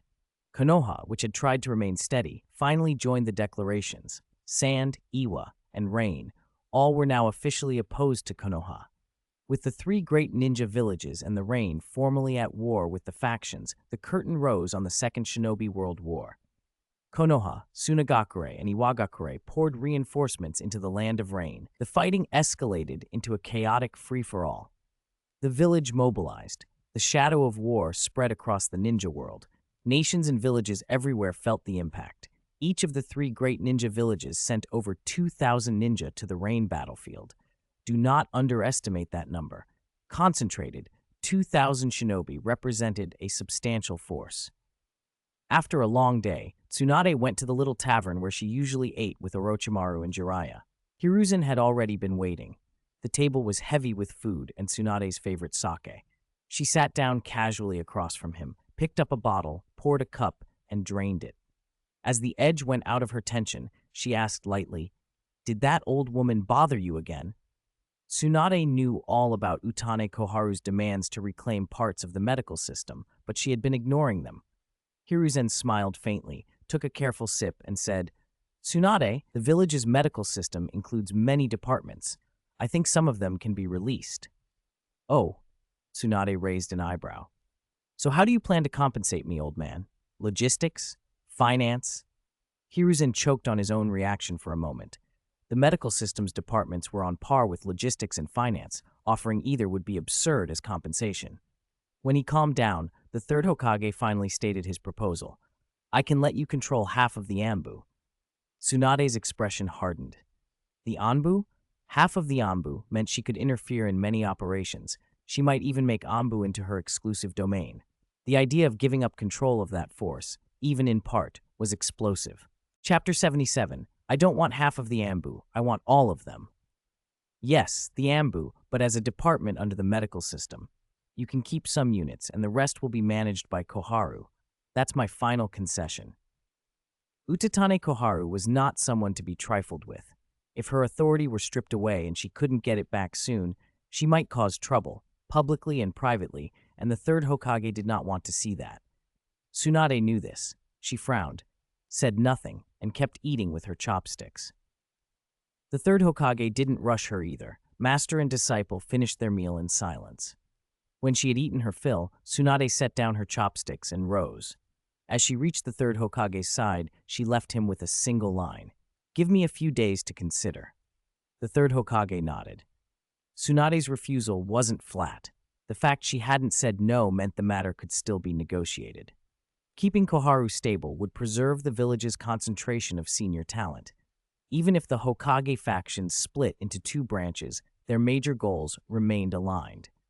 Back home, after checking Kushina's homework, Tsunade went to her room and sealed the 3rd Hokage's proposal in a sealing scroll. "Send this to the frontline camp to Jingi and have him reply to me as soon as possible," she instructed. Ever since Jingi had established himself as the family strategist, Tsunade had been happy to offload these judgments to him. He could always find the key points faster than she could. "Yes, Lady Tsunade," the servant replied. A slug summoned by ninjutsu coiled around the scroll and carried it away. That night, Jingi, training his way toward Sage Mode in the Shikotsu forest and preparing to return to the ninja world, received the scroll. He snorted. "Heh, the 3rd Hokage is a shrewd negotiator. Half of the Anbu's authority in exchange for more departments under the medical system. That stabilized Koharu, but the price struck Jingi as insulting. Koharu had been restless lately, openly and secretly hoping the 3rd Hokage would free Danzo Shimura.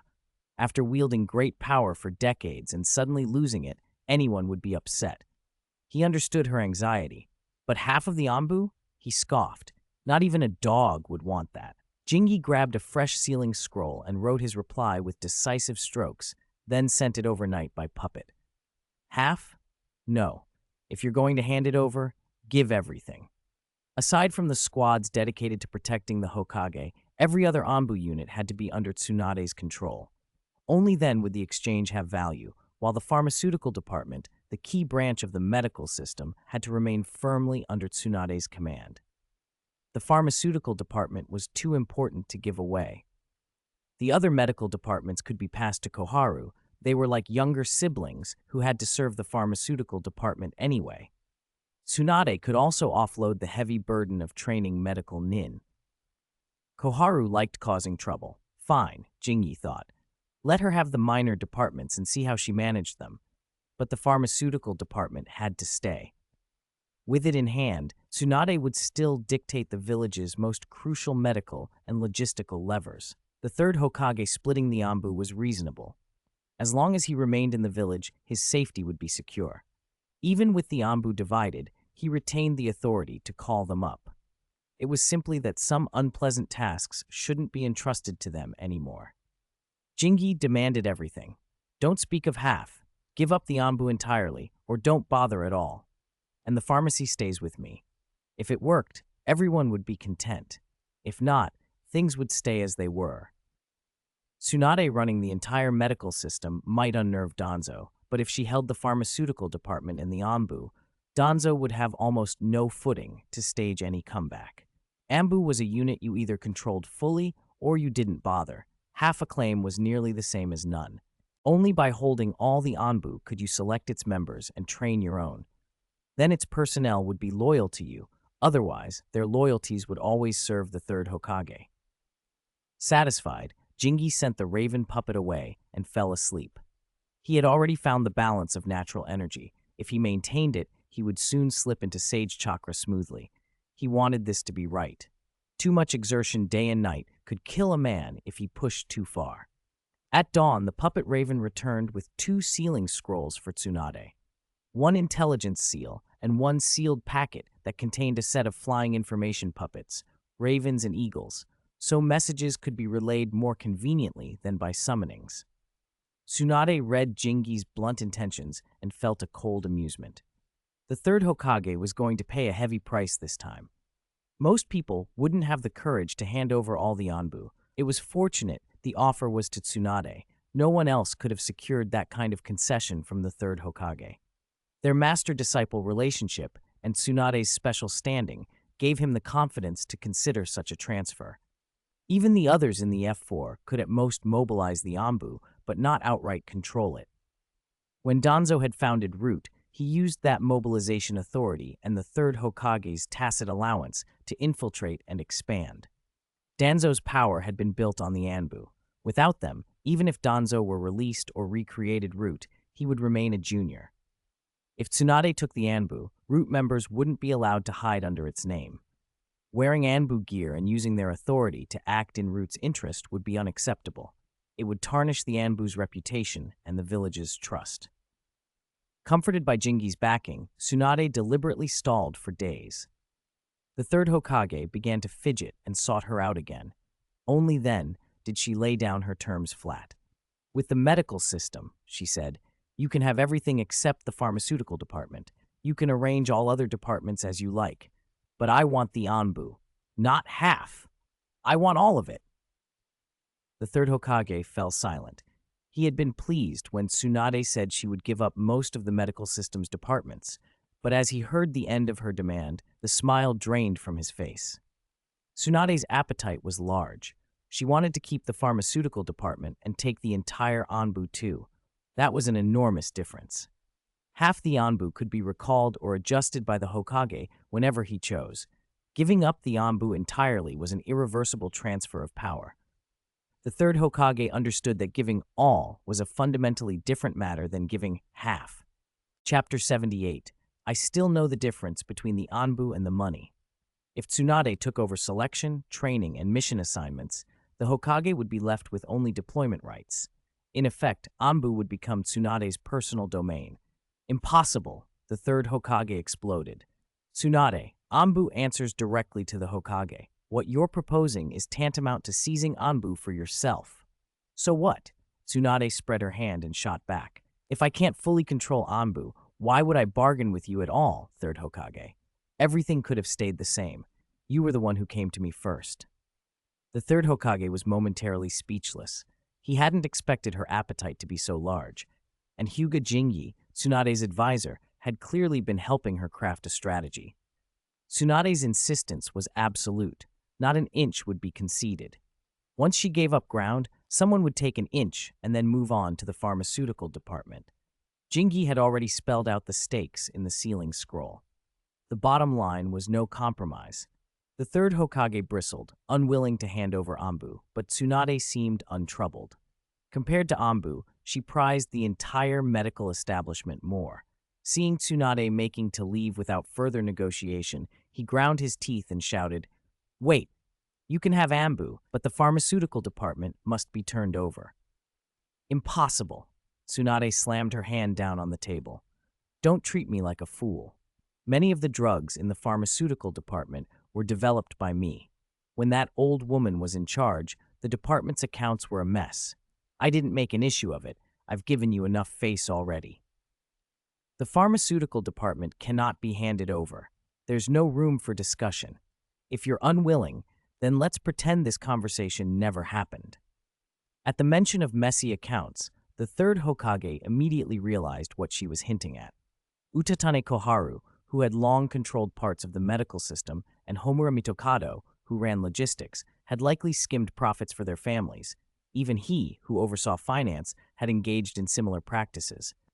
Tsunade was threatening to expose that. "Is there truly no room for negotiation?" he asked, calmer now that the stakes were clear. Tsunade sneered. "Fine. In the past, when I developed drugs, I never took a cut from the village. If the pharmaceutical department is handed over to you, return the money to me. And going forward, when I develop new drugs, you will pay me." "Come on," the third Hokage stammered. The idea of converting drug development into a profit-sharing system with Tsunade was terrifying. Compared to the small sums Orochimaru got for his inventions, Tsunade's body of work was immense. Her talent for medicine rivaled Senju Tobirama's genius in ninjutsu. Between grandfather and granddaughter, they'd produced countless medicines that had enriched the village. If she demanded shares and dividends, the finance department would be drained. He could not allow that. He recovered his composure and made a hard decision to cut the knot. "All right, let it be like this. You may manage the pharmaceutical department, Koharu will have the other medical divisions, and you can take Anbu on one condition. You must guarantee my safety, Tsunade."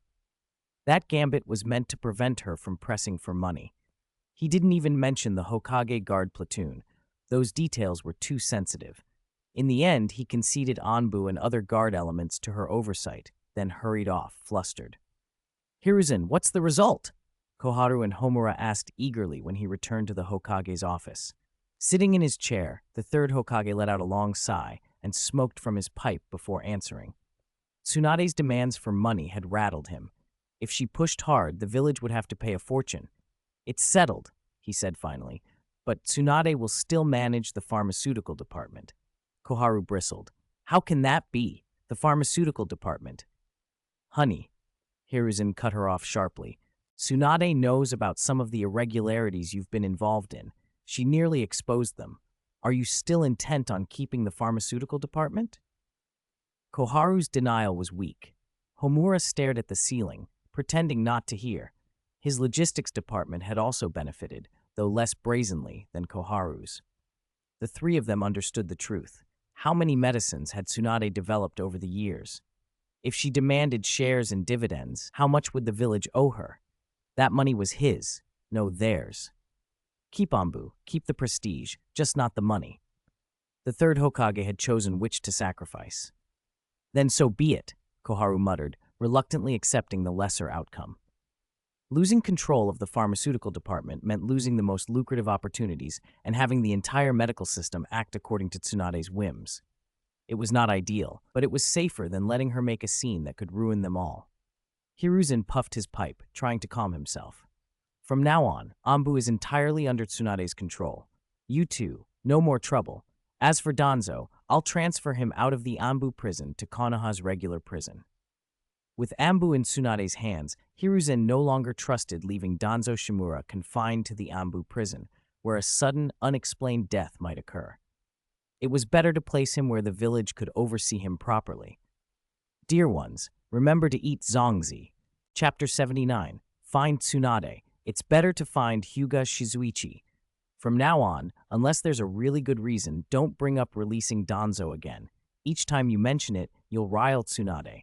And if you need to discuss something, you don't have to go to that fatty or Tsunade. At last, the third Hokage delivered his warning. Don't be foolish anymore, he added. It'll only make things harder for everyone. Why? Someone asked. The third's expression darkened with complexity. Tsunade holds enormous power, and Akimichi Torufu sits as Hokage assistant. If we're not careful, who else would be suitable? Official business stays the same. Private matters, find Jingyi. A short while later, a meeting was held in the Hokage's office. Considering Tsunade's abilities, the third suggested placing Anbu under her control. Tsunade accepted, and in turn, passed most of the medical department to Utatane Koharu, everything except the pharmaceutical division. When the third announced it, silence fell over the conference room. The pharmaceutical department's importance was obvious. No matter how well other departments performed, being hemmed in by pharmacy could be fatal. Anbu was even more sensitive, a direct unit of the Hokage, answering only to him. Now it would be entirely under Tsunade's command. The murmur that ran through the room said it all. Only Akimichi Torufu remained composed. He wasn't surprised. In fact, he felt relieved. Better Anbu be openly controlled by Tsunade than to be nominally under him while she secretly pulled the strings. As long as Anbu answered directly to Tsunade and he stayed the figurehead Hokage assistant, his post would be comfortable and unobtrusive. Jingyi heard the news quickly. When he learned the third Hokage had even given up oversight of the guard platoon, he burst out laughing. Money really did matter. Apparently, the third would rather cede power than face Tsunade's demands. If Tsunade asked for funds, no one could argue she was unreasonable. After all, much of the village's income came from the medicines and potions she'd developed. No one would blame her for asking for a share. Orochimaru arrived then, carrying 2 sealing scrolls and a tray containing new puppets. He set the scrolls on the table and poured himself a glass of water. "Heh," he said. Something interesting happened in the village. Jingyi handed Orochimaru the intelligence report and pushed the sealing scrolls into a safe corner. With this batch, the number of puppets in his care had passed 1,500.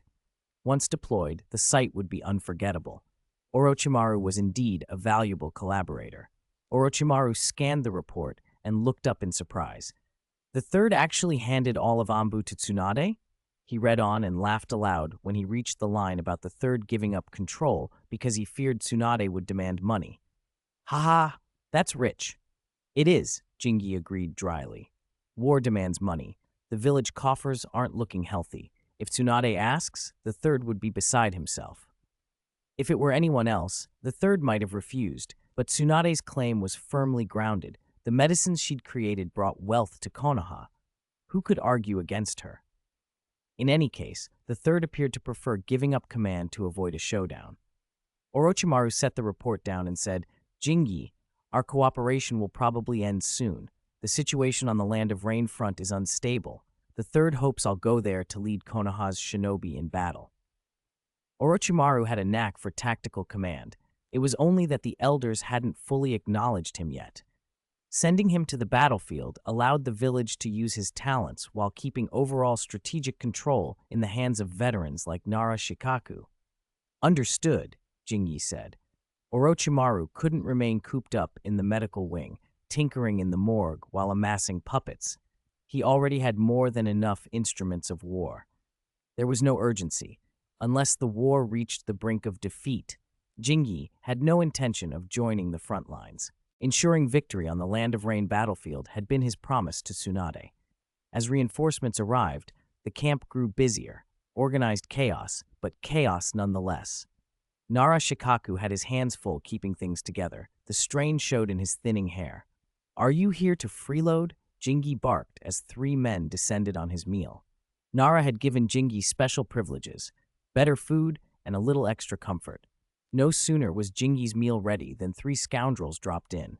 Orochimaru ate with a faint smile and perfect leisure. Jiraiya, thick-skinned as ever, apologized a couple of times, yet ate with the greatest gusto. Only Sakumo Hake looked awkward. He didn't share a close bond with Jingi. To cope with the intensity of the war, Nara Shikaku had established an elite vanguard. At its core were 3 rising powerhouses, Orochimaru, Jiraiya, and Sakumo, supported by a cadre of elite shinobi. This unit would stand as the main shield on the battlefield, facing the most dangerous foes. In the original plan, the trio would have been Tsunade, Jiraiya, and Orochimaru, but Tsunade remained in the village. Her absence left a gap that Sakumo Hatake filled as captain. Older than Orochimaru and Jiraiya and no weaker in strength, Sakumo commanded their respect. Neither Orochimaru nor Jiraiya objected. They understood their roles. Orochimaru glanced at Jiraiya and, with a hint of amusement, betrayed him without hesitation. "The team goes to the battlefield tomorrow," he said. So Jiraiya suggested we come to your place for a meal since you're cooking." Jiraiya was halfway through a mouthful of meat and nearly choked. Chapter 80. Chiyo, why is this Hyuga Jingi more annoying than Tsunade? Jiraiya smacked his chest a few times, swallowing the meat in his mouth, and boomed at Orochimaru. "It was my idea. Didn't you agree? Why blame me now?" Orochimaru grumbled in disgust. "Because you eat the most grotesquely." Jingi turned to Sakumo Hatake. "Please, senior, don't be so formal. This is how I get along with them."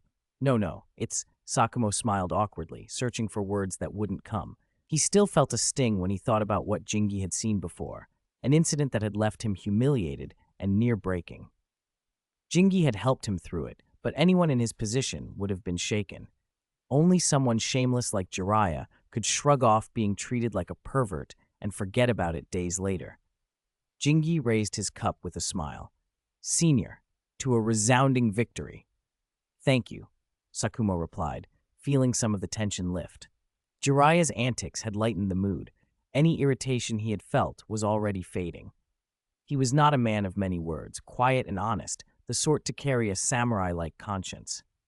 If not for that temperament and the pressure of public opinion and Danzo Shimura's small intrigues, he might never have fallen into such despair and left his son struggling alone. After the meal, Sakumo and Orochimaru left first. Jiraiya lingered, refusing to go. Of course, Jingi knew what he wanted to say. When the other 2 finally went, Jiraiya grinned and handed Jingi a stack of manuscripts with a lecherous flourish. Jingi rolled his eyes. "I trust your skill," he said. "There's no need for me to read this. Send it back to the village. Once it's printed, it will be a hit." "Ha ha ha, I believe it too," Jiraiya crowed, clutching the manuscripts like treasure. He even hunched over to shelter them from the rain as he left, grinning foolishly. When the others had gone, Jingi unrolled a blank sealing scroll and began jotting down his proposed changes for the Iambu. Tsunade had asked him to take care of it. She didn't want to puzzle over the details, so she handed the task to him. Jingi's recommendations were modest. During the war, the Iambu should maintain its current structure. They were stretched thin, guarding the village, preventing infiltration, and sending teams into the front lines to gather intelligence. Major reorganizations would have to wait until after the war. Across the Land of Rain battlefield, in the Sand Village camp, Chiyo's displeasure with the village's recent fortunes only grew. "That Hyuga again?" she muttered. Chiyo, who had long admired Tsunade above all Konoha medical nin, was beginning to take Jingi seriously. Before the war, Tsunade had been the only Konoha medic she respected. Tsunade's reputation as someone who could make Chiyo look bad was not to be taken lightly. Now, with Tsunade absent from the field, Jingi had stepped forward, the one who had put a major wrench in Danzo Shimura's plans. If he kept going, could he turn into a second Tsunade? The Sand Village's puppet forces relied heavily on poison, poisoned needles, poisoned blades, poisoned thorns. Much of their lethality came from toxins. A single wound could turn lethal when the poison did its work. Lately, though, Konoha had been deciphering those poisons and rushing out antidotes.